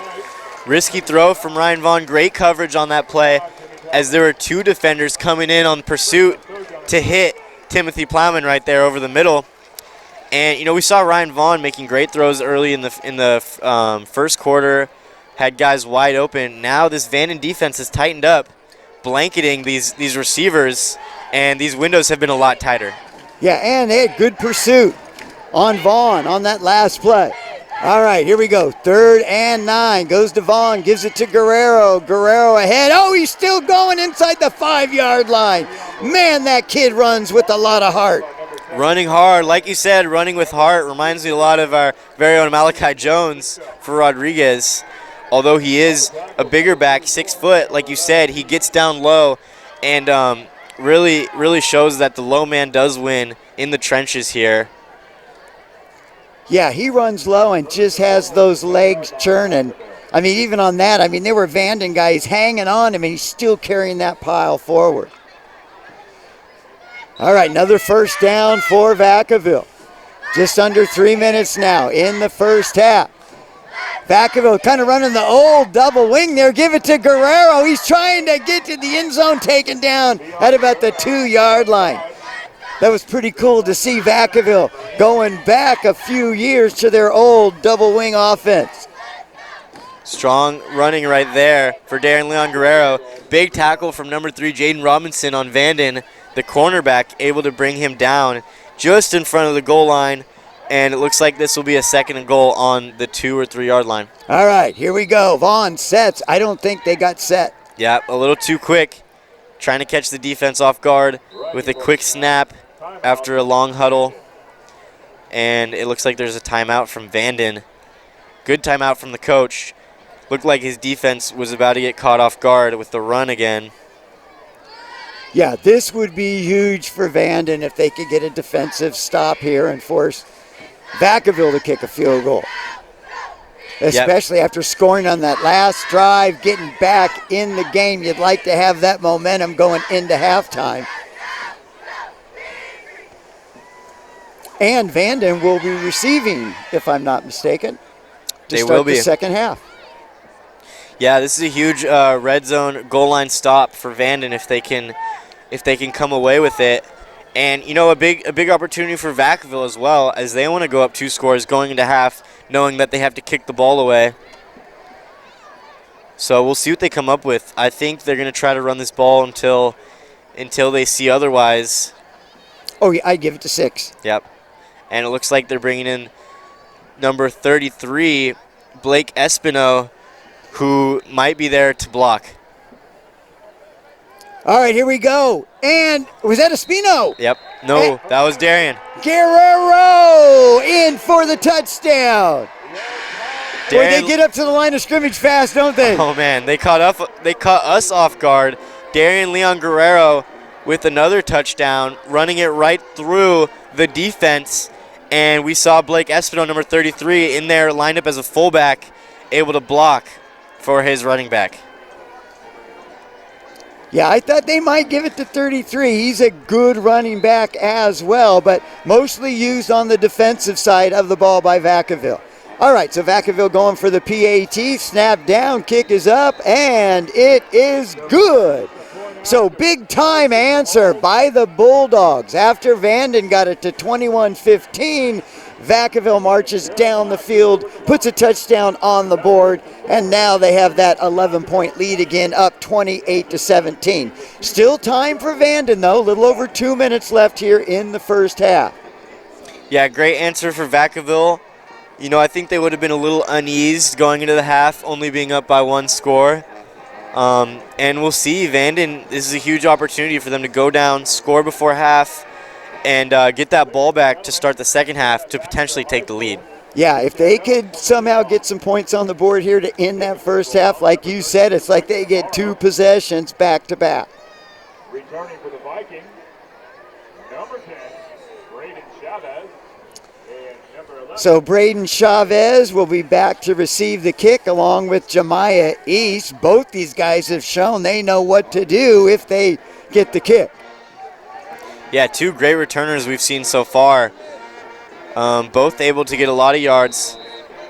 And we'll see if they can set up their offense in great field position. And so the kicker, I believe, is 22, Amani Holiday. That's going to go to Chavez. Past the 20, looking for room, but can't find it. He's taken down and dropped at the 22-yard line. Looked like number 25, John Navarro, the junior. He has 26 tackles on the season, and it looks like a lot of those might be from special teams, as that was great pursuit, able to get the tackle and stop them there at the 22-yard line. All right, let's see what Vanden does here. I can tell you what they need to do. They're going to have to protect Dimes and give him a little bit of time to throw. Yeah, I'd like to see Dimes not have to roll out every play, whether it's across his body or to his dominant right side. And I'm going to try to look for Amarion York, who's been on an island all night, really kind of locked by Roman Price, the senior. We'll see if he goes to him. All right, Dimes set, takes a snap. He's going to throw to the flat, gets his receiver East. East cuts inside at the 30, and then he's gang tackled right about the 34-yard line. Nice gain there by Vanden.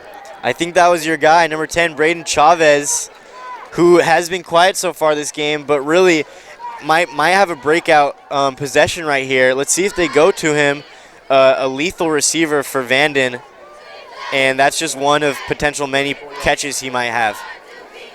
All right, so 1st and 10. Vanden set. Dimes going back.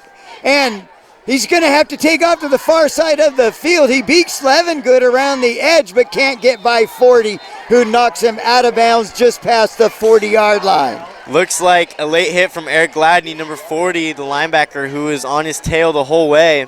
And again, great composure from Trey Dimes, able to read the pocket, great pocket presence, knew it was collapsing, rolled out to his right. I mean, that's a long run. It looks like it's not that far, but running to the far side of the field, able to gain yards and get out of bounds. I bet he's got to catch his breath right now. And when he did start rolling to the far side of the field, he looks up and he got big Luke Levengood right there, but no chance for him to get the speedy Dimes. So Vanden trying to get something going here. Yeah, we see the referees talking this over. We'll see if they... Did you see a flag? I did. There's a flag on the field. You'd think you'd be able to see them when it they're is pink. Right near the 40-yard line. And the referees are talking it over. Yeah, it looked like a late hit from here. Definitely looked like a late hit. And Trey Dimes really had nothing to do, as he was just trying to get out of bounds and got hit out of bounds. And the referees taking their sweet time. Really want to get this one right. Talking to the coach for Vanden. With that yellow head, it looks like a cheese head. The Green Bay Packers. That's Sean Murphy, the head coach of Vanden. He's been coaching, I think, since 2015. He and defensive coordinator Larry Hogue actually took over for Levon Haynes, who's now the offensive coordinator at Armio. And Hogue and Murphy coached for a year, and then Sean Murphy took over. He's been the head coach ever since. Doing a good job with the Vikings. And you can hear this Vanden crowd with a little boo right there, as they actually picked up the flag and did not call that a late hit after the confrontation with the referees. All right. Here we go. 1:21 left. Dimes, he hands to his running. No, he keeps it. Looks like he kept it. Probably should have handed it off. Yes. As Elijah Fisherman looked like he was running down the side. No, excuse me. That is number 28, Sean Davis, who had the touchdown. And I think Vanden's maybe wishing they handed that ball off. Sean Davis with the touchdown earlier, probably able to pick up more yards than Trey Dimes did right there, as it'll be a 3rd and short. So good look of Vanden there. Now Vacaville. Again, we hope you're enjoying this game on the Solano College Sports Network. I'm Greg Poff along with Cameron Anderson, and we've got our student crew. This is an actual class that students are taking, getting college credit, bringing you this broadcast. Doing a pretty good job, too.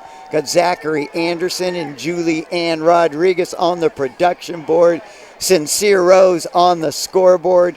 We got Jacob Evert up on the main camera, and Monifa Mills and Hannah Pepin on the side cameras, all doing a really good job for Solano College and their sports network. Good work, kids. Keep it up. I'm trying to just keep up with you guys. All right. Trying to keep up with these refs. They are. Yeah, that's one thing we learned, right? You need a lot of filler information when you're doing a high school game. Okay, here we go. Little over a minute remaining. 3rd and 2. Vanden needs a first down right here.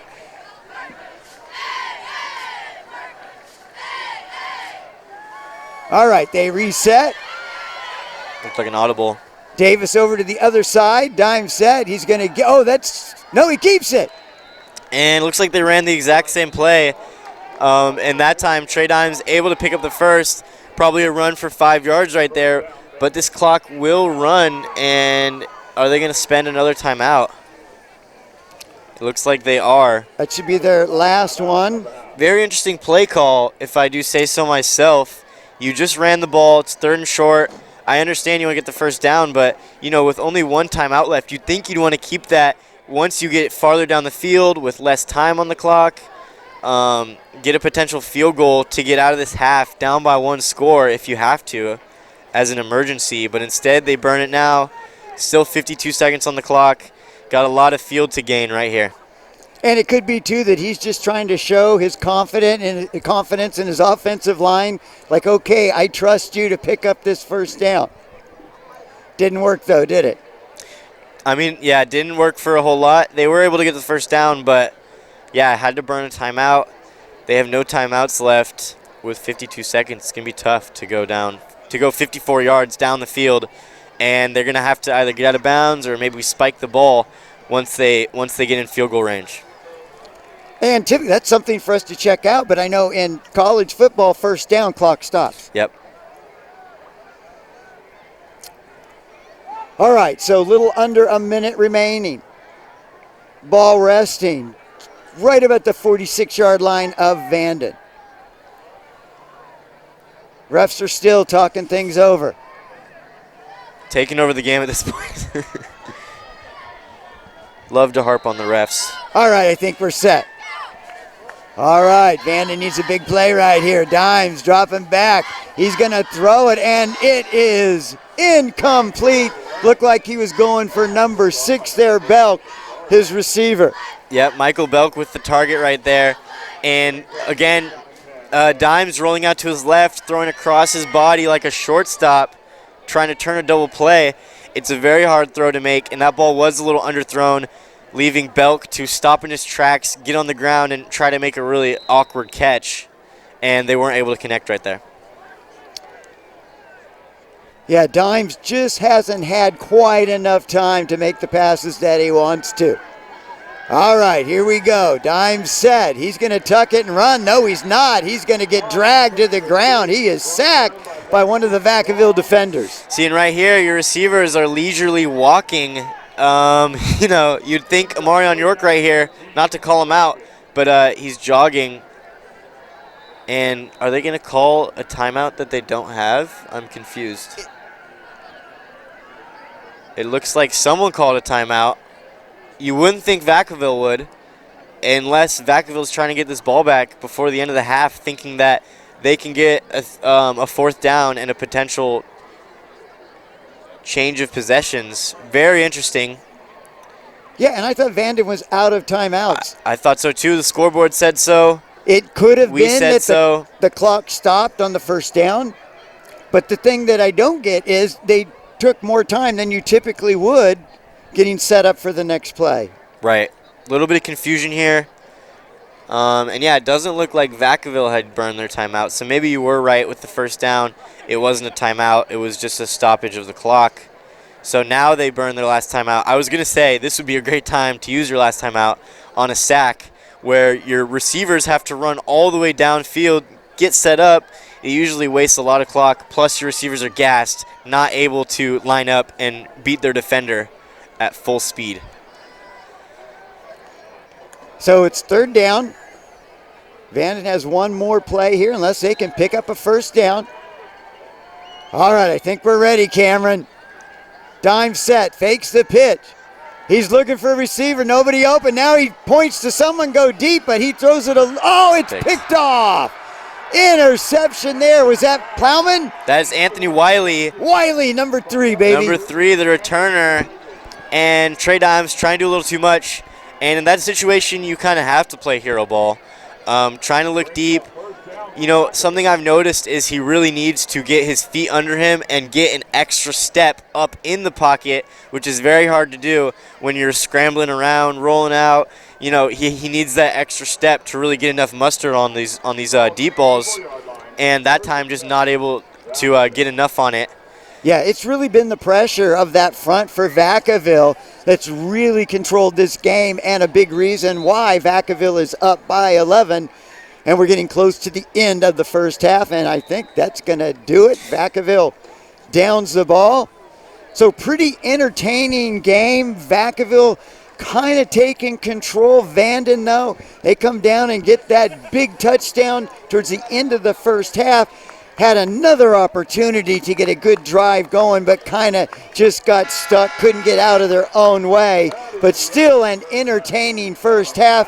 Cameron, what are you looking forward to in the second half, other than the fact that you're going to be doing play-by-play, baby? You ready? I am ready. I will be doing play-by-play, but I'm looking for Vanden to get a little spark.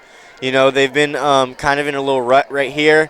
Vacaville has dominated them historically. I want to see the underdog come out on top tonight. Well, that'll do it for us here for halftime. We'll be back shortly with the start of the second half. Vacaville up 28-17 at halftime.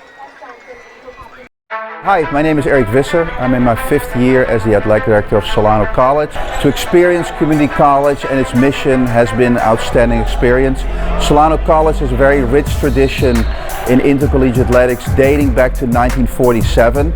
I'm very proud to communicate that rich tradition is still being continued with fine young men and women that represent Solano College on and off the court. In the fall we have the volleyball program. We have a very successful women's soccer program. We have both men's and women's basketball. And then we transition to 4 programs: baseball, of softball, men's women's tennis, and men's and women's swimming. It is our mission to excel our programs and our student athletes in academics. All of our student athletes are committed to give back to the community.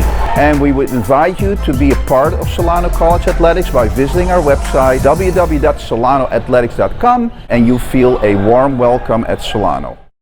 Well, hi everybody, I'm Greg Poff, Director of the Solano College Sports Broadcasting Program, and we're here in the TV studio at Solano Community College, and I'd like to tell you about a great opportunity this summer. Now, typically with our summer class, we're covering sports. Because of the COVID-19 pandemic, we're opening up the class to all of you podcasters, YouTube influencers, to give you a chance to come in and create content that we can show on YouTube. You can have your own podcast. We can even put you on Channel 28 locally. Let's take a look at some of the equipment we have here in the studio. Come on. All right, we're here in the Solano College Sports Network studio control room to show you some of the equipment that you can use as a student here at Solano Community College. And the first thing I'd like to draw your attention to is the production unit system that we use. It's made by New Tech. It's the TriCaster system. This system is used by every major network. So you come to Solano Community College, you're going to learn video production on the TriCaster unit, so you'll be ready to go once you leave our program. You'll be trained on the same equipment that you would use in all of the major networks. You see the video production board here. We've got our speakers set up here. Here we've got our interface that you can use, so all kinds of equipment that you can use to be a professional in media production. Another great feature of our video production system, you'll be able to get training on the Allen and Heath audio board, where you will learn the trade secrets for both radio and TV production. Here in the video editing suite, you will have access to Adobe Premiere and the entire Creative Cloud. If you can imagine it, you can create it right here in the Solano Community College TV studio. we have merged with Fairfield Cable Access, and that gives you the opportunity to use the same TV equipment that they use to produce their shows on local TV here in Fairfield, and that gives you the chance to also show your work on local TV. College just got affordable. Up to 100% of enrollment fees can be reimbursed for first-time college students taking full-time classes. At Solano Community College, we are taking full advantage of this to further your future. With certificate and degree programs in industrial technology, aeronautics, biotechnology, and many others, Solano Community College is a staple for success.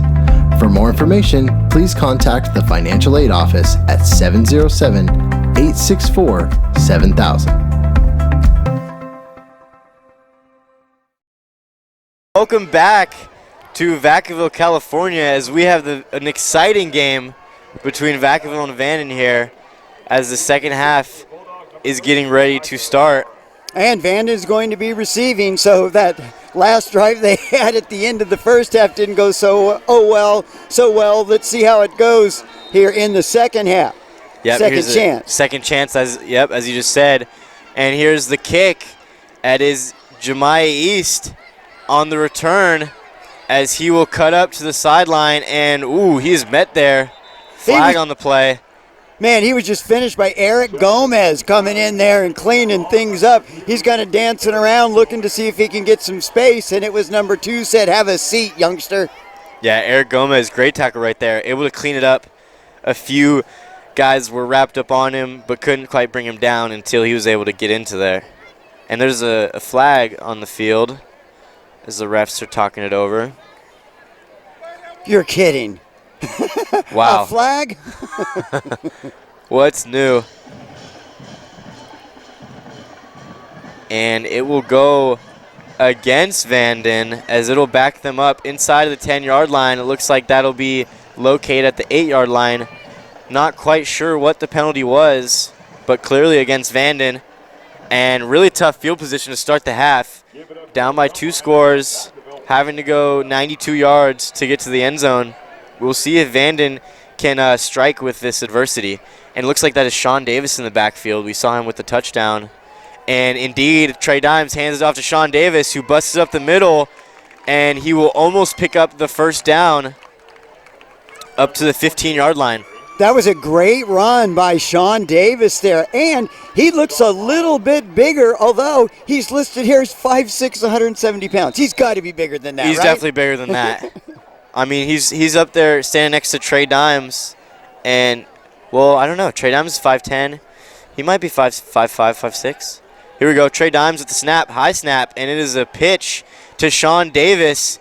Busted to the outside, and it looks like that will be good enough for a first down as he moves the chains. Nice tackle by one of the Vacaville Bulldogs coming up to drive him out of bounds, but good pickup. And Davis has got a little speed when he gets going there. He does. It looks like they're going to rock with Sean Davis for now, as the Fisherman brothers were unable to really break off a whole lot, although they have had a lot of success this season. A new look for Vanden might help them out right here.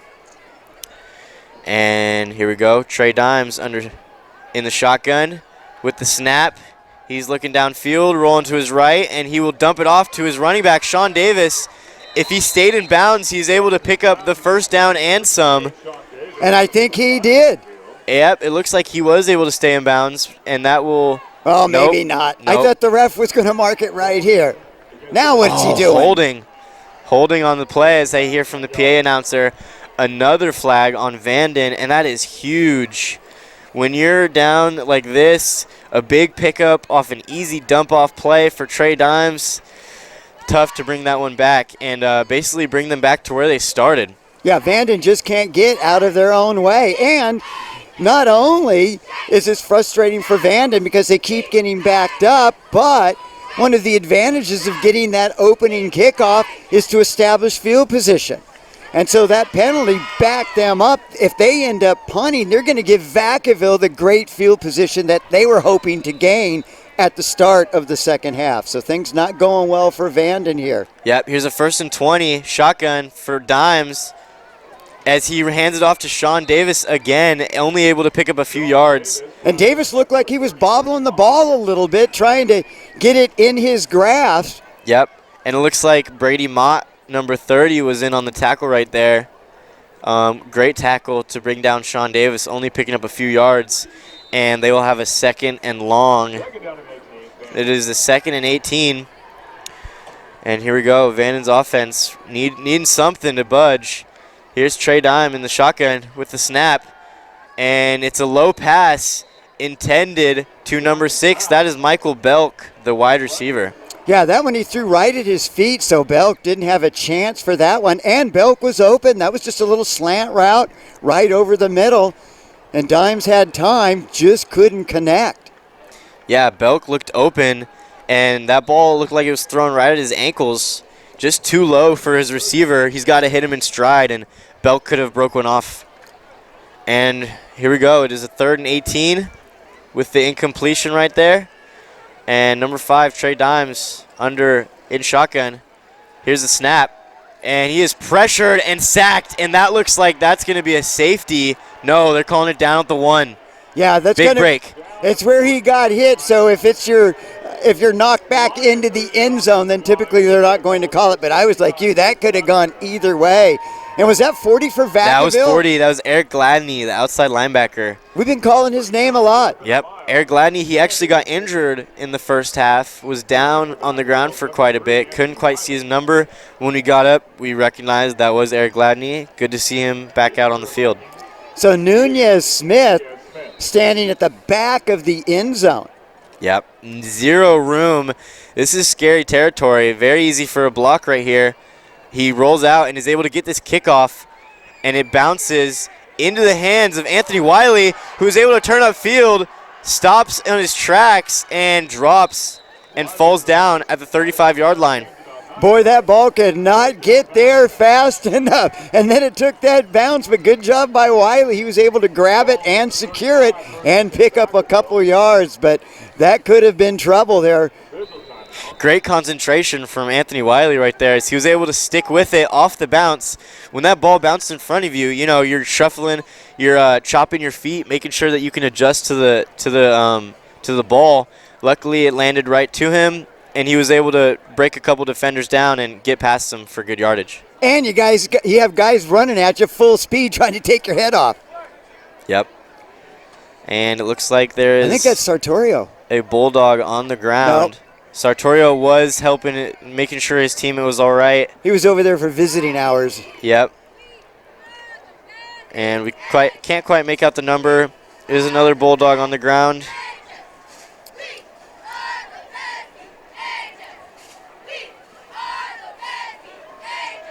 Oh, it's a cramp. Yeah, it looks like it is a cramp. You can always tell when they bring that leg up and they start bending the toe there. Got to drink some more water, kid.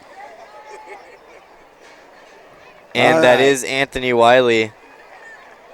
And he is really huge for this offense, as we've seen him all over the field on special teams and on the offensive side of the ball. Hopefully he's able to heal up on the sideline and get back in. Well, Vanden, just what you didn't want to do is to not move the ball and give Vacaville great field position. And here we go. This is the Vacaville offense, able to score 28 in the first half. A very solid performance as we see Ryan Vaughn motioning his running back again in the slot. And he will go to him again. Darian Leon Guerrero with a walk-in touchdown. A little bit of deja vu from the first half. We saw him motion him into the slot and able to throw a touchdown right there. And he was in single coverage. That was Robert Breed, the cornerback, and he just kind of stumbled and fell. And Guerrero, once he made that catch, he could have waltzed into the end zone. And looks like we'll have a replay here as we will see that touchdown.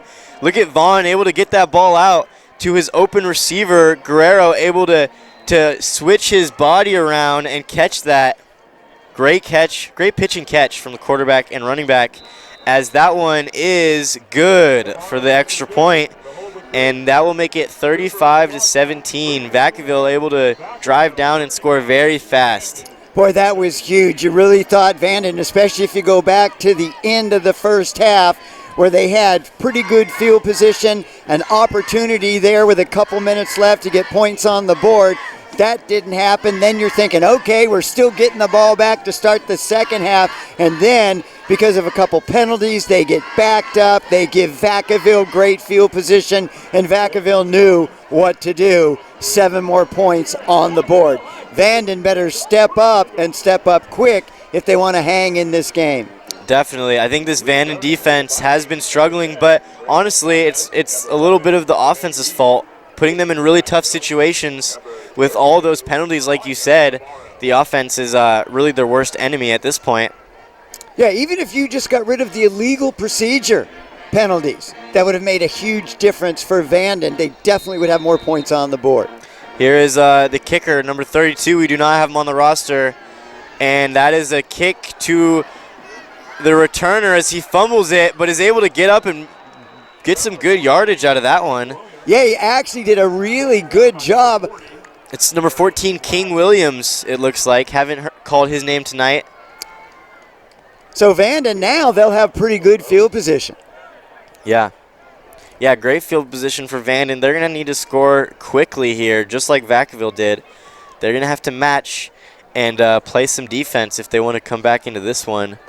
And they got to cut out the penalties. The penalties are killing them, as we said, just bringing them back and really just killing the momentum. And they brought in Sean Davis, who I thought looked pretty good, but just couldn't get on track because of the penalties on that first drive here in the second half. Well, that looks like a penalty, and it's going against Vacaville, so this gets even better for Vanden. Yeah, that'll help out Vanden. And as you were saying, Sean Davis looked really good, had that catch brought back. But now it looks like they're going to go back to the Fishermen's, and that is Elijah Fisherman, the junior in right now, lined up to the right of Trey Dimes. And he will get the snap. He's looking to the right, and that is dropped by his wide receiver, Michael Belk, who had a great route right there. And he had his defender beat, came back for the curl route, but that was just dropped. Yeah, and Dimes, man, he threw a bullet there. I think Belk was just surprised. Hey, he's finally throwing to me. Yep, another one where you might have heard footsteps, was trying to think about turning up field before he caught it. It's got to be ball first. And you're taught that at a young age, but it's a lot easier said than done. And we will see Dime again in shotgun, almost all shotgun tonight, never under center. This is a speed option, and he will dump it off to his running back. That is Elijah Fisherman, who's only able to get 2 or 3 yards on that one. Great coverage right there. Yeah, Vacaville really does a good job with their side-to-side defense, not letting Vanden get around the corner. I mean, that was the problem with both of the Fishermen. They couldn't, that sounds funny, both of the Fishermen, man. They weren't catching anything. But they could not get to the outside, and if you're trying to run up the gut against Vacaville, well, good luck with that. Yep, and Blake Espino in on the tackle. Who else? The team leader in tackles. And here we go, Trey Dimes, 3rd and 6. He is going to roll to his right. He's got plenty of time, but now the pocket is collapsing. He's rolling out to his left. He's going to throw across his body. Ooh, overthrown to his target. That looks like that is Braden Chavez, number 10, wide receiver for Vanden. You know, that was a little high, but actually for the position he was in, that wasn't too bad of a throw. I thought it was a really good throw. I think, you know, you got to trust your receiver to come down with that. That was the only spot he really could have put it for his receiver to come down with the catch. And it looks like they're going to get aggressive.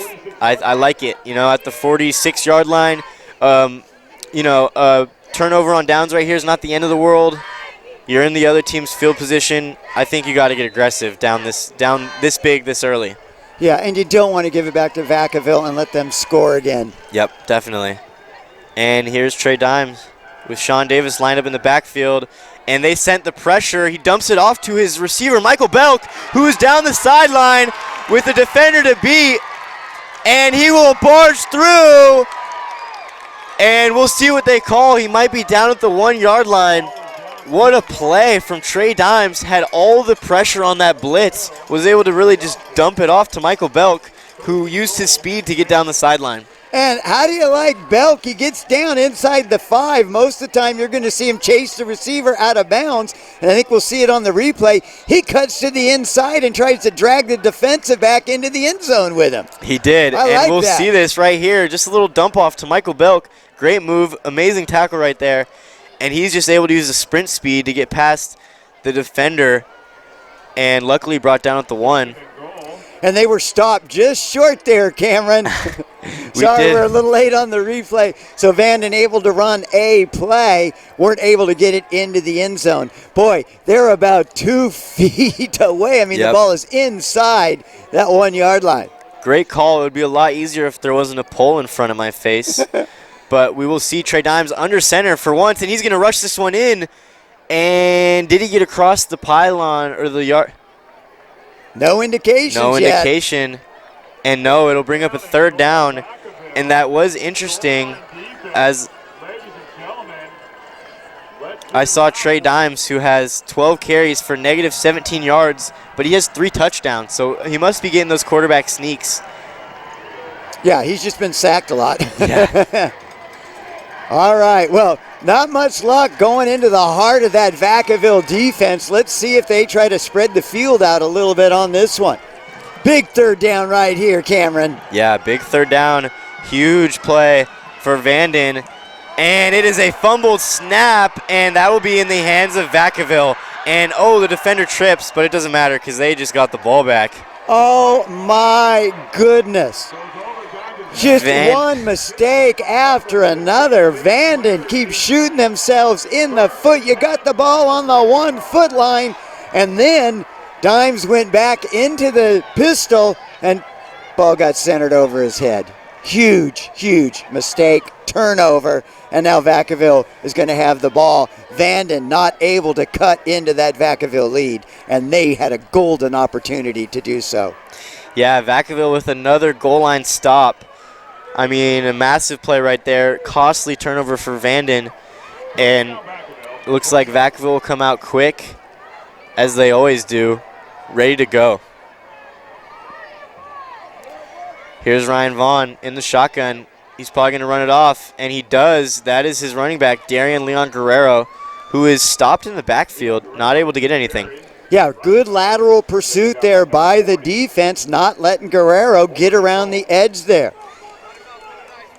Couldn't see who the outside linebacker was, but good job on the containment. Able to turn Guerrero into the pursuit, which is exactly what you want your defense to do. And it looks like someone's down there. Yeah, it looks like he might have actually been the one in on the tackle.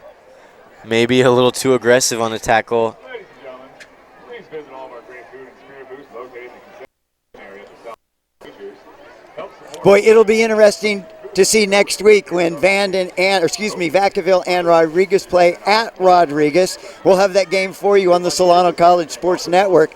But Rodriguez, they run that jumbo package where they bring in their kicker and defensive tackle, 33 Malik Dawson. But it'll be fun to see him trying to crack through this big defensive front for Vacaville. Yeah, it looks like just by watching this game, this Vacaville team is a little more polished, I think. That's Eric Diaz they're bringing off the field, too, Cameron. He's probably their best defender. That's a huge break.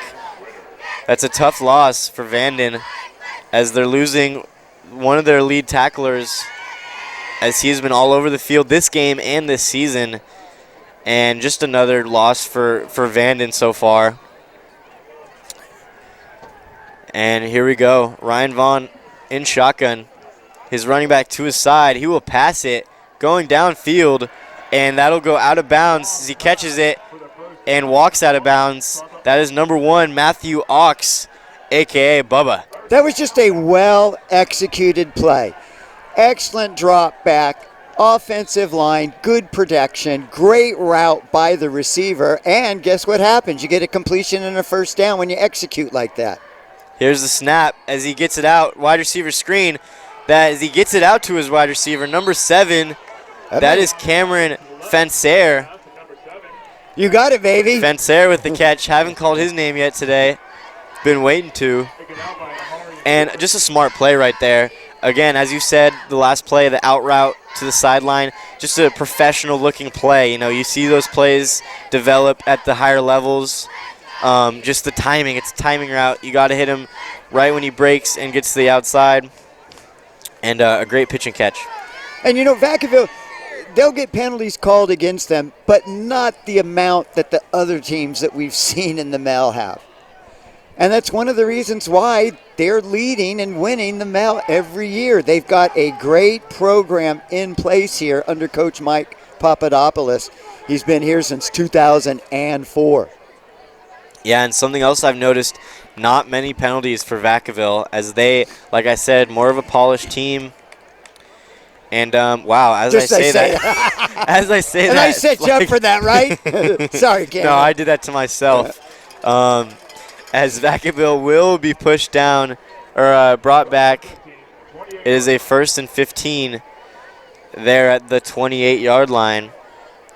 And at this point, Vacaville is not really worried because they have such a big lead.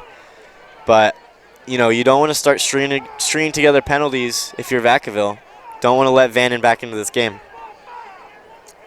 Boy, I'm trying to see who the linebacker is who came in. He looks just like Diaz, but I can't quite see his number.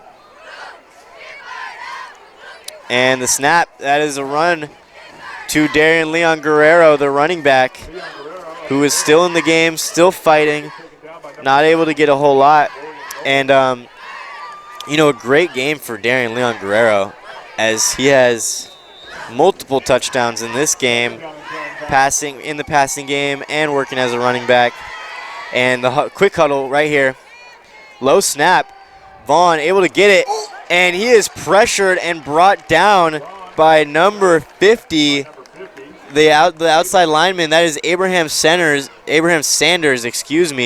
as he was in there on the sack. And boy, excellent coverage by, I think it's Justin Pringle, number 8 on the receiver. That's who Vaughn was going for. Coverage was so good, he went to look to his second read, and by that time, Vanden was on him. Here we go, Ryan Vaughn in the shotgun, gets the snap. He's looking out wide, he's gonna run for it. Has room, makes a move on his defender and is hit hard. I don't think that'll be a late hit, and that is Amarion York with the hit on the quarterback.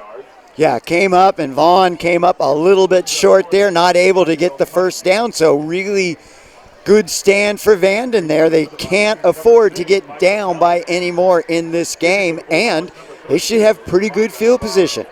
Yep, and you see that penalty making a big difference on that play for Vacaville as it brought them back. And Ryan Vaughn did his best to try to pick up a first, but was short by quite a lot. And here we go, the punt for Vacaville. It's a pretty good one. And it will be picked up by Michael Belk, who loses his feet. A little slippery on that turf. I think he was surprised the ball bounced right to him. I don't think he was going to field that, but okay, it's right here. And then he almost looked like Fred Flintstone trying to get that car started, and his feet just went out from under him. Where's Barney Rubble? And, you know, you wondered on those plays, sometimes you see special teams, they'll wave it off, try to get out of the way, because the last thing you want is a weird bounce. It hits off your leg, and Vacaville's picking it up and walking into the end zone. So here we go. We got Trey Dimes and Sean Davis in the backfield. Trey, another low snap, and he's just going to land on it. And the center, back-to-back tough snaps, as we saw in the red zone, costly on a 3rd and 1 at the 1-yard line with a snap that was overthrown, this time underthrown. Got to figure that out if you're Vanden. Yeah, they struggled with that in the first half too. Yeah, a couple tough snaps. Not as drastic as we've seen early in this first half. And very costly so far, as that'll back them up, make it a 2nd and 14. Here's Dimes. He's got the snap. He's throwing it out wide. And that is Braden Chavez, who's able to break a tackle. Almost able to break another. Great tackle right there by number 11, Roman Price, the senior. And a good tackle, because if he doesn't get Chavez and he's able to get around that corner, he's got a chance to take it all the way to the house. So big tackle there by number 11. Yeah, and like you were saying, Braden Chavez, one of their best receivers. Didn't see a whole lot of him in the first half. We'll see if they can feed the beast. Here's Trey Dimes in the shotgun with the snap. And he is looking out, and some miscommunication, it looks like. Michael Belk maybe running the wrong route. Trey Dimes looking back shoulder right there, and instead Belk was running across the middle. Yeah, you're exactly right. He took a step to the inside, and that pass went to the outside, just past him there. So Vanden has had trouble getting their passing game going in this game, but if they can get some consistency, still a lot of time in this game. Plenty of time in this ball game, and Vanden's going to have to score quick if they want anything.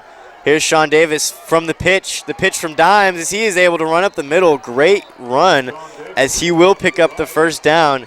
Some strong running from Sean Davis. Yeah, very impressive so far. I like Davis, what I've seen of him. He gets to the edge, he plants his foot, makes that cut, and he's got some speed, and he runs with authority. He does. A great back for Vanden, and we've seen them use him as their horse. But that's going to go all for naught. Another penalty.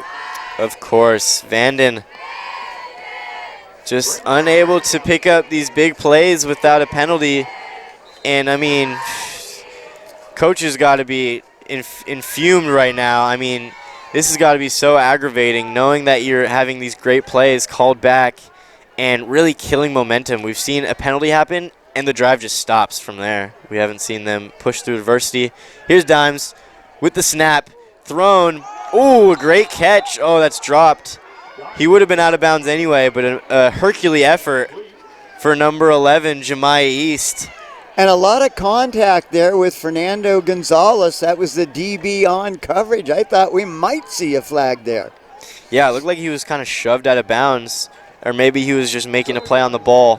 That ball was put a little bit too far to the right, out of bounds, leading his receiver out of bounds. You got to keep that ball in play. Boy, almost a good catch, though. Yep.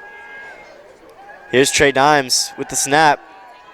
He's looking across the middle, and that ball is tipped off the hands of his receiver, and that is Sean Davis, lined up as the receiver in the slot. And lucky that wasn't a pick. You see that so often. Off the outstretched hands of a receiver, gets tipped, goes right to a DB there. But Vanden fortunate on that. But they'll have to give the ball back anyway with 4th and 15 coming up here. Yep, they're going to have to punt this ball away. 3 minutes, 30 seconds left in the third quarter. We'll see. Vanden's a little tricky. They might run a little trick play here. But no, they will punt it. Great punt.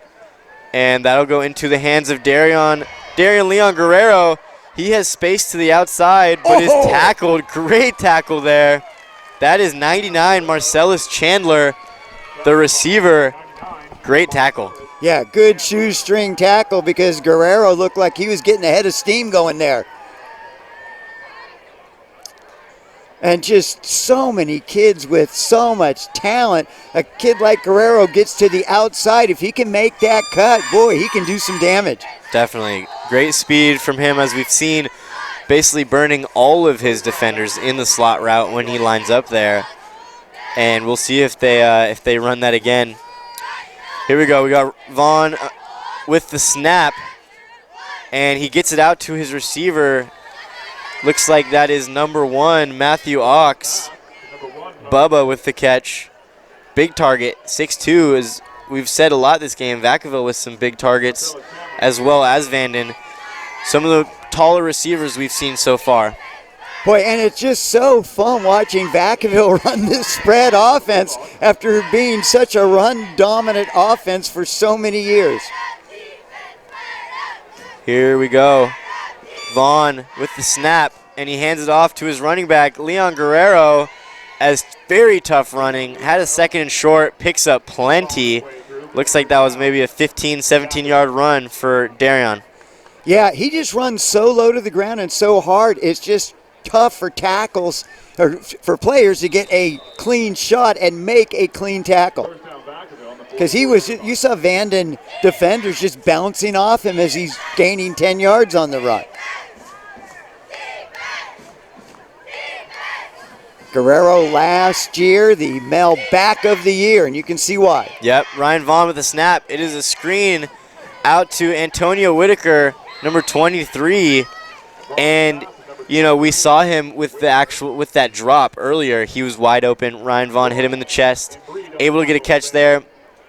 and pick up about 4 or 5 yards right there. And solid gain. Great job keeping his balance. He almost fell. I almost thought his knee was down, but he was able to get his hand on the ground, get himself upright, and picked up another couple yards. Solid play for this Vacaville offense. That's all you need. Move the chains, run the ball, milk this clock as they are right now. And here's a run to who else? Darian Leon Guerrero, who has been all over the place. Plenty of yards from scrimmage tonight. And we don't have a statistician while we're doing the game, but I've got to say he's getting close to 20 carries maybe, you think? 15? I'd say so, and he's got 2 he's got 2 passing touchdowns, and he's having a great game so far. Here's the snap, and Vaughn will keep it, and he will juke a couple defenders and get the first down, it looks like. We will see if they say it's good enough. It could be a 4th and inches. I really like this offense that Vacaville's running. It's just so balanced. And they just have so many weapons. They've got Vaughn with the passing game. They've got Guerrero with the run game. They've got Vaughn with the option game. And they've got some good receivers. And we haven't said much about it, but he's been getting great blocking up front from the offensive line. You know it's a good night from the offensive line when you haven't been hearing from them, because usually they get called out for their penalties and sacks let up. Here's Vaughn with the snap. He's dropping back, steps up in the pocket. He's going to try to run for it, but has nowhere to go. That ball comes loose, and I didn't hear a whistle. Looks like that ball is live. And Vanden recovers. That is Robert Breed, the cornerback. Yeah, Robert Breed saw that ball bouncing, came in like a cat and jumped right on it. So costly turnover for Vacaville. They're letting Vanden hang around. Yeah, and again, I mean, we've seen Vacaville, they're relying on Vaughn to run the ball, but late in the game, I don't think you want your quarterback running willy-nilly like this. And as you see, it's very costly as he fumbles and gives the ball up. Yeah, pretty much with the rushing game, though, it's Vaughn and Guerrero. Yep. And here is Sean Davis lined up in the backfield. That is Michael Belk in motion, and there is a flag on the play. That'll be a false start. Looks like the line is getting jumpy today. The Vanden line, offensive line, has not been superb today, to say the least. Well, it's tough, too. They're playing probably the best defensive front they've faced all year. And Vacaville, they always have good athletes, even on the defensive line, just like we see with Rodriguez. And so a lot of pressure on those linemen. They're trying to get a quick jump. Oh, no, they do it again. Not again. Wow. Oh, my goodness gracious. Are we in the Matrix? I don't know. And that will be 5 more yards, as that'll make it a 1st and 20. And like you were saying, this defensive line, you got Luke Levengood, 6'4", 240 pounds. Nathan Schnell, 6'6", also lines up as a tight end at some points. What a great name for a lineman, Schnell. Oh, yeah. Oh, amazing. He got Schnelled. And you got Blake Espino, who has 55-plus tackles on the season and is just an absolute unit. So it makes sense why this line is jumpy. Here we go. Trey Dimes with the snap. He's got plenty of time. He's looking across the middle, and that is his receiver, number 16, as they will connect. No, excuse me, that's number 10, Braden Chavez, with another catch, as he's been starting to turn up this half. And that was one of the few times that Trey Dimes had some time to throw. You give the kid some time, he can make those passes. And here we go. Trey Dimes in the shotgun with the snap. He will step up in the pocket, deliver to Amarion York, and it looks like he was out of bounds. He will catch that immediately out of bounds. His foot must have hit the line, as the referee was right on it, calling him out of bounds immediately. Dimes almost looked like a pitcher. There was almost a little wind-up with that throw. Yeah, definitely. It was almost like a 5-step up in the pocket. And we've seen that a lot from Dimes. He needs to be able to step up in the pocket to get his feet and his momentum forward to get enough mustard on these passes. Here we go, Dimes looking deep, and he is swallowed by Blake Espino with a huge sack. I think that might be a horse collar, too. Yep, looked like a high tackle and he wrapped his arm around him, And holding got him in the neck. on the Vikings. So No, that is a holding on the Vikings, it looks like. the penalty on the horse collar and on the Vikings, I believe. Well, then why are they backing up You the would think Vikings? these plays then, would right? offset. You would think they'd offset, but it looks like they're not going to call the horse collaring. And I'm not sure. I'm just going off what the PA announcer totally, said. yeah. So. Yeah. I mean, there was a holding on the play, and it looks like that's what they're going to go with, as this will bring up a 2nd and 20. Very long way to go for Vanden. And that'll do it for the quarter. At the end of the Boy, it seemed like the third quarter just flew by, It Cameron. did. I think Vacaville was able to milk the clock and really putting Vanden in a very tough spot. 35-17. It's gonna have to take a miracle for Vanden to come back in this one. A miracle, or just quit committing so many penalties. Seriously. Right? That's something you can actually control. Yeah, that has been the highlight of Vanden so far tonight. Yeah, I mean, it's been one step forward, 2 steps backward. But you still have a quarter of football to play. Plenty of time, down 35-17. But if Vanden can somehow find their way in the end zone and get the momentum, they're right back in this thing. So this isn't over. But Vanden has got to execute much better to be able to get back into this game. Yeah, I mean, we'll see. I think Vanden, they need to get in the end zone quick, and they're going to need a huge defensive stop, maybe a 3-and-out, a pick, a fumble, something that will give them the ball back so that they can get 2 scores here quickly. And here we go, as they will swap on the other side of the field, as it is a new quarter heading to the 4th quarter. second down and 19. And it is a 2nd and 19 for Vanden. 38-yard line. All right, so Vanden down by 18. They got some work to do, and they need to get busy. Busy indeed. Here's Trey Dimes in the shotgun, as usual. We've seen all night with his running back to his side. Trey Dimes looking across the middle. That's Amarion York. Oh, and he falls and is not able to keep his balance. Oh, and he knows it too. Oh, and his legs, looks like he did something, as he does not look very comfortable at the moment. Boy, the offensive line doing a much better job giving Dimes some protection. And we're seeing when he has time to throw and it can set his feet and get behind the throw, he is an accurate passer. Yeah, he's got a lot of gas on those throws, and great at hitting the slant. Here we go with the throw again, and that ball is dropped by Jemiah East. A rare drop for Jemiah East. Well, he came back and made the catch, and then just as the ball is hitting his hands, he moved his head forward to see if he had that inside lane to get into the end zone, and then, oops, got to take the ball with you. And you know what? I'm going to get a lot of credit to the opposing number 11, Roman Price. And he has been locked tonight. They haven't been going to him, and when they do go to him, there hasn't been a whole lot of success for the offense. Here's a 4th and 3 as they got to go for it. And Trey Dimes setting up in the pocket, and he will get taken down by Blake Espino. And that sack really takes the wind out of Vanden as they turn the ball over. Well, just nothing looked good there. As soon as Dimes got the ball, it looked like he kind of bobbled it, and then he looks to gain possession, and by the time he does, he's got black shirts all over the place.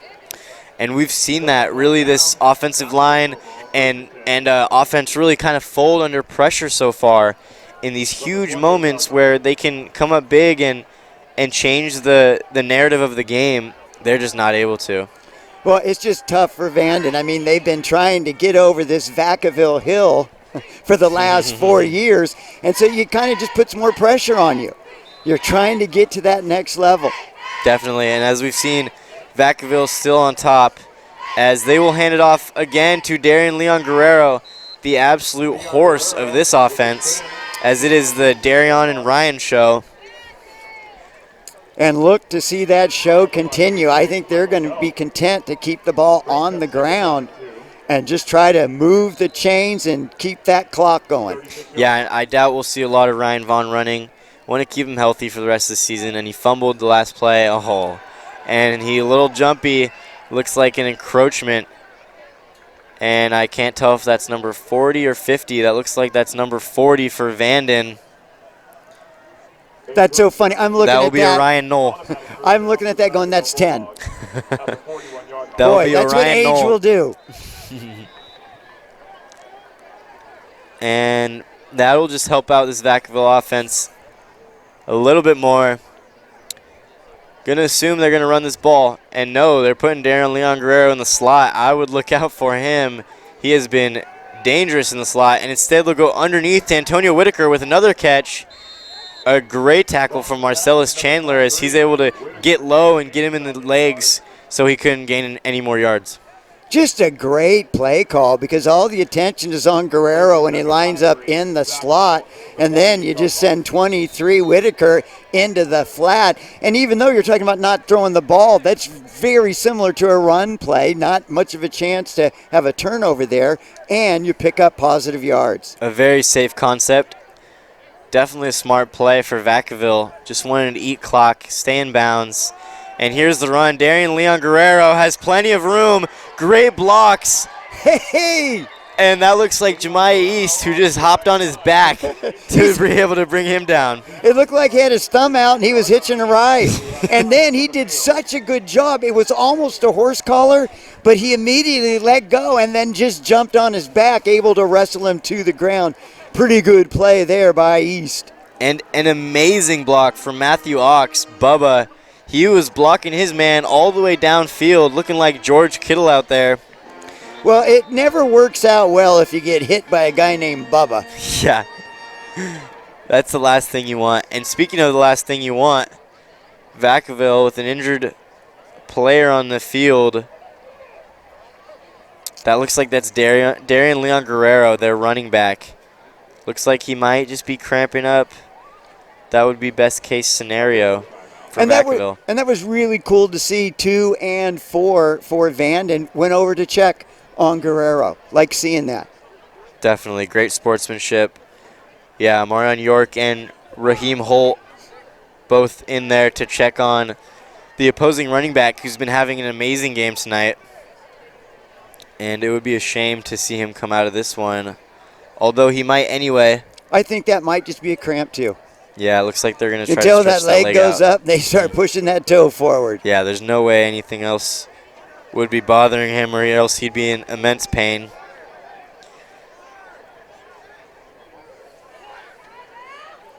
There you have a look at number 11 for Vanden. That's Jemiah East. He's had a pretty good game tonight. He has. Him and Braden Chavez, the kick returners and main targets for Trey Dimes. They've had good games, not able to capitalize and get quite in the end zone, but good amount of yardage for the both of them. Well, it looks like the injured player is up. That's Guerrero. He looks to be okay. Able to walk off on his own. That's a great sign. As we've seen all these Vacaville players who go down, maybe cramping, but able to get up and walk off on their own. So we will see a new running back for the first time, I think, tonight. If I'm not mistaken, that is number 22, Amani Holiday. Yeah, he's the backup runner. 23 carries, 73 yards on the season. He's got a touchdown. And he is lined up directly behind Ryan Vaughn, and he will run it right up the gut on a second down run, and he will get close to the first down. Really tough running, able to carry a lot of Vikings on his back. And what's interesting to watch is the offensive line move forward about 5 yards. Yep. So they're not just making blocks, they're holding the blocks and running the defenders back from the line of scrimmage. Yeah, the big boys up front are doing a great job for Vacaville, and they're helping this offense immensely. In fact, next week when we do that Vacaville-Rodriguez game, it'll be cool. We'll know the offensive line. We'll give you some love then, boys. Here's Ryan Vaughn on the keeper as it is a fake. It's a read option. He's able to get down the sideline, and he will eventually get out of bounds at the 32-yard line. A huge run. Looks like a pickup of 17 yards for Ryan Vaughn. as he is still staying aggressive late in this ballgame. He's just got that sneaky speed, Definitely. because he kind of gets going, but then as soon as he plants that foot and makes that cut up the field, it's almost like he's coming out of the blocks in a track meet. And he's more upright. He runs more upright and always like leaning forward. He looks like he's leaning forward and is able to pick up a bunch of yards. There's another fake. It seems like they do that in their cadence. Just waiting to get the play, and it will be another run to the running back, Monty Holiday, with a great move. A little shifty from the running back as he's able to break out to the outside and pick up another first down. Yeah, it was almost like he was just doing kind of right angles, getting over to the side. Really efficient cuts there. Yeah, you'd think he'd have the joystick doing a bunch of juke moves. And that's the thing with Vacaville. They always have a stable of running backs. In fact, this is the first time I've seen a Vacaville game where they really relied on one running back for most of the game. Here's Vaughn with the run as he hands it off to Monty Holiday, who will run it up the gut for a couple yards. Yeah, I like this Holiday. Yeah, strong runner. He looks very comfortable and poised. Yeah, not that big, 5'10", only 155 pounds, but he's quick, he's shifty, and he's got really good vision. And Vacaville here with no rush at all. Clock ticking here in the red zone. And they will hand it off again to Amani Holiday, who is swallowed at the line, maybe able to pick up 1 yard. Yeah, good pursuit there by the Vacaville defense, getting over there to make the stop. And boy, I mean, this is a game right here. They cannot afford to let Vacaville get any more points to have a chance in this game. Definitely. This is a huge make-or-break situation for Vanden, as this really is the game. If they let up a touchdown, it's definitely ball game. But a huge stop right here could give them some momentum leading towards a comeback. Here's Vaughn with the snap, gives it up to Holiday, and he is swallowed behind the line. Finally, Vanden able to get a stop on third down. And that was 47 back in. I guess his leg's okay. Great pursuit. He actually ran the running back down from behind and able to make the tackle. And that will bring up a fourth down. We'll see what Vacaville does, see how much trust they have in their kicker. You got to like that with your linebacker. Hurt, banged up, but knows this is an important drive. The defense has got to get a stop. Coach, put me back in. And then he's running around like his hair's on fire making the tackle. And I think this is going to be one. Yep, they're hustling to the line, lining up in that big formation. They might try to get the defense to jump. And that's the offense Vacaville typically runs. And it looks like they're actually going to call a false start. Out of practice, boys. I like the play call. As we saw that in the first half on the goal line, they got in the huddle, tried to act like they're going to take their time, and then boom, they run up and try to catch you off guard. But that time, it looks like they caught themselves off guard. And it looks like this will be at the 25. That'll set up a 37-yard field goal. Definitely within the range of this anonymous kicker. And that'll give them a 3-score lead, I think. Yeah, that would give them the 3-score lead of 21 points, and it is shanked out and will be low. So Vanden will get the ball back at the 25-yard line with 5 minutes and 40 seconds. Yeah, there's a problem with the timing on that snap, on the kick, and it looked like the holder, when he put it down, didn't have it all the way set. Kind of a rush job there. Didn't have a chance from the moment it left the kicker's foot. Makes sense because we've seen him bang PATs all night and really with no problem. Saw him in warm-ups hitting from pretty deep. Looks like that was a routine kick for him. Maybe, as you said, the holder didn't help him out right there. And Vanden getting the ball back once again. We'll see if they can drive and hopefully score quickly. And a lot of pressure from Vacaville.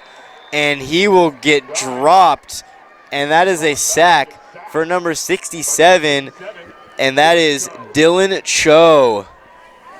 Boy, and 56 for Vanden. He just leveled. Kason Dahl came up and hit one of the defensive linemen. Has knocked him down. Still got fight in him. Down by a lot. Still got to push till the final buzzer. And we see Sean Davis lined up in the backfield. Something tells me he will not get the ball right now. And actually, they do give him the ball. What do I know? And that'll bring up a 3rd and long. And maybe just running the ball, making sure they don't get a safety. Yeah. Trying to get it outside of their own end zone. But now they're setting up a 3rd and 18. You know, when you get sacked on 2nd down, you have a 2nd and long. Sometimes the run play will break for a lot because the defense is assuming you're going to pass it, but not there. They've got their ears pinned back, trying to get in there and get a sack. Yep. Here's Trey Dimes again with the run, and that is number 25, Jordan Jones with the run. Usually see him lined up as the middle linebacker. He's been out there for some running plays. Yeah, Jordan Jones, too. He's the 3rd string running back for Vanden. He's got a couple carries on the season, but as you said, mostly used on the defensive side of the ball. And looks like Vanden is going to punt this ball. Very interesting. You know, 4 minutes on the clock. Clock is running. Down by 2 scores. And I think Guerrero's okay. Just sprinted in. He's going to receive this punt. Yep. Interesting not to see a fake. A great punt there. Guerrero with the catch, slips, cuts up field, and is able to get a return of potentially 7 to 8 yards. Boy, really good pursuit there by number 57, David Kamara. Just stuck with that, kind of missed the first tackle, but was able to get him the second time. There you see him right there, number 57. And good hustle, kid. Very interesting play call. I don't know about you, but I'm not punting the ball when I'm down 2 or 3 scores with 4 minutes left in the game. I'm getting aggressive. I'm going for it. Now they're just giving the ball back to this offense who could seamlessly run this ball out. And they've been getting first downs, moving the chains all game. And we'll see if that is what they will do. As Ryan Vaughn still in the game, he's going to stay on the field till the very end. And he hands it off to Amani Holiday, who fumbles. And that ball is loose. And it looks like it is still in the hands of Vacaville.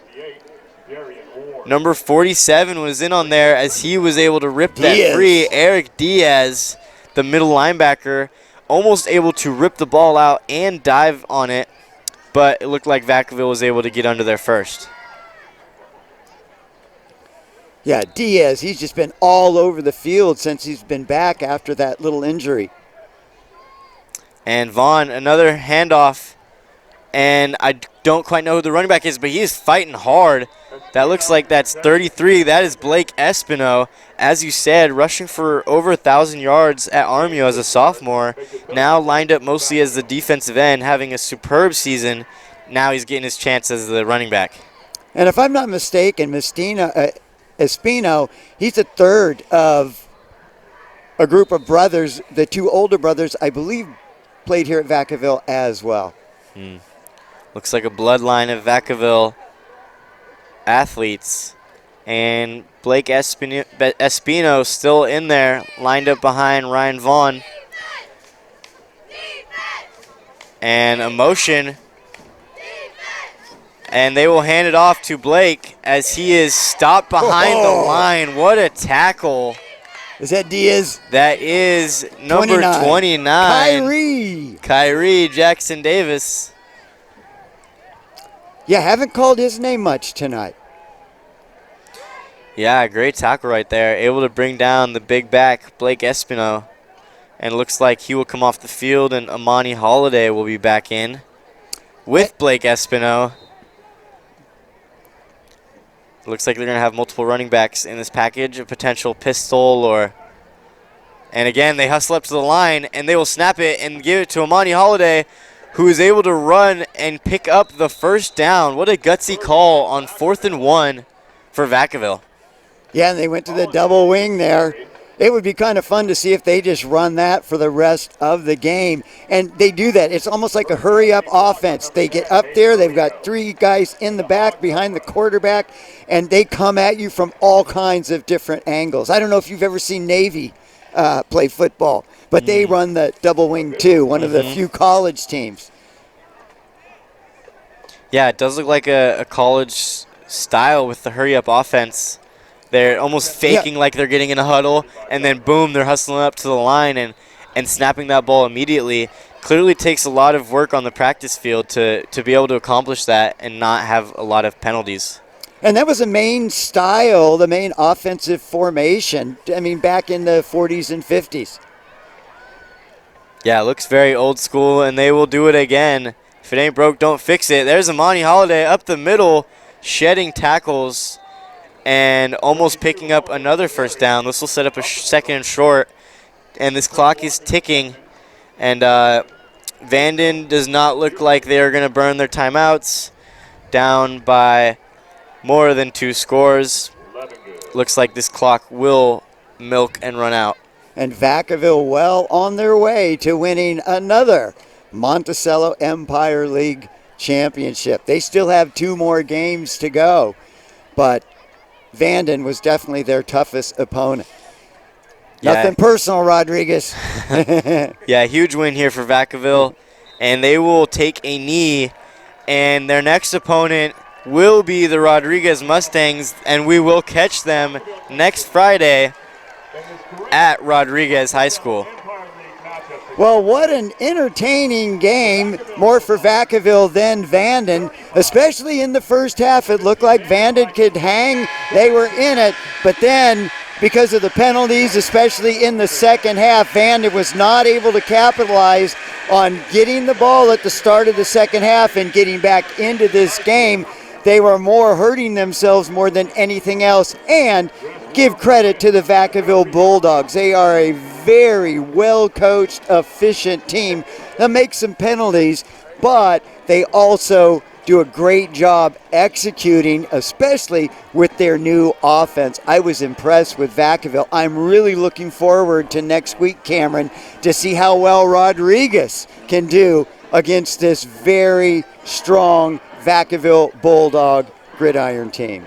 Yeah, I think Rodriguez will have to be on their A game going up against the juggernaut of the Vacaville Bulldogs, a.k.a. the Big Dogs, who have been running the Mel for quite some time now. It's going to be a huge test for Rodriguez. All right, and that's it from us at the Solano College Sports Network. My name's Cameron Anderson, and joining me today, Greg Poff, and we will catch you guys next week at the Solano College Sports Network. We out.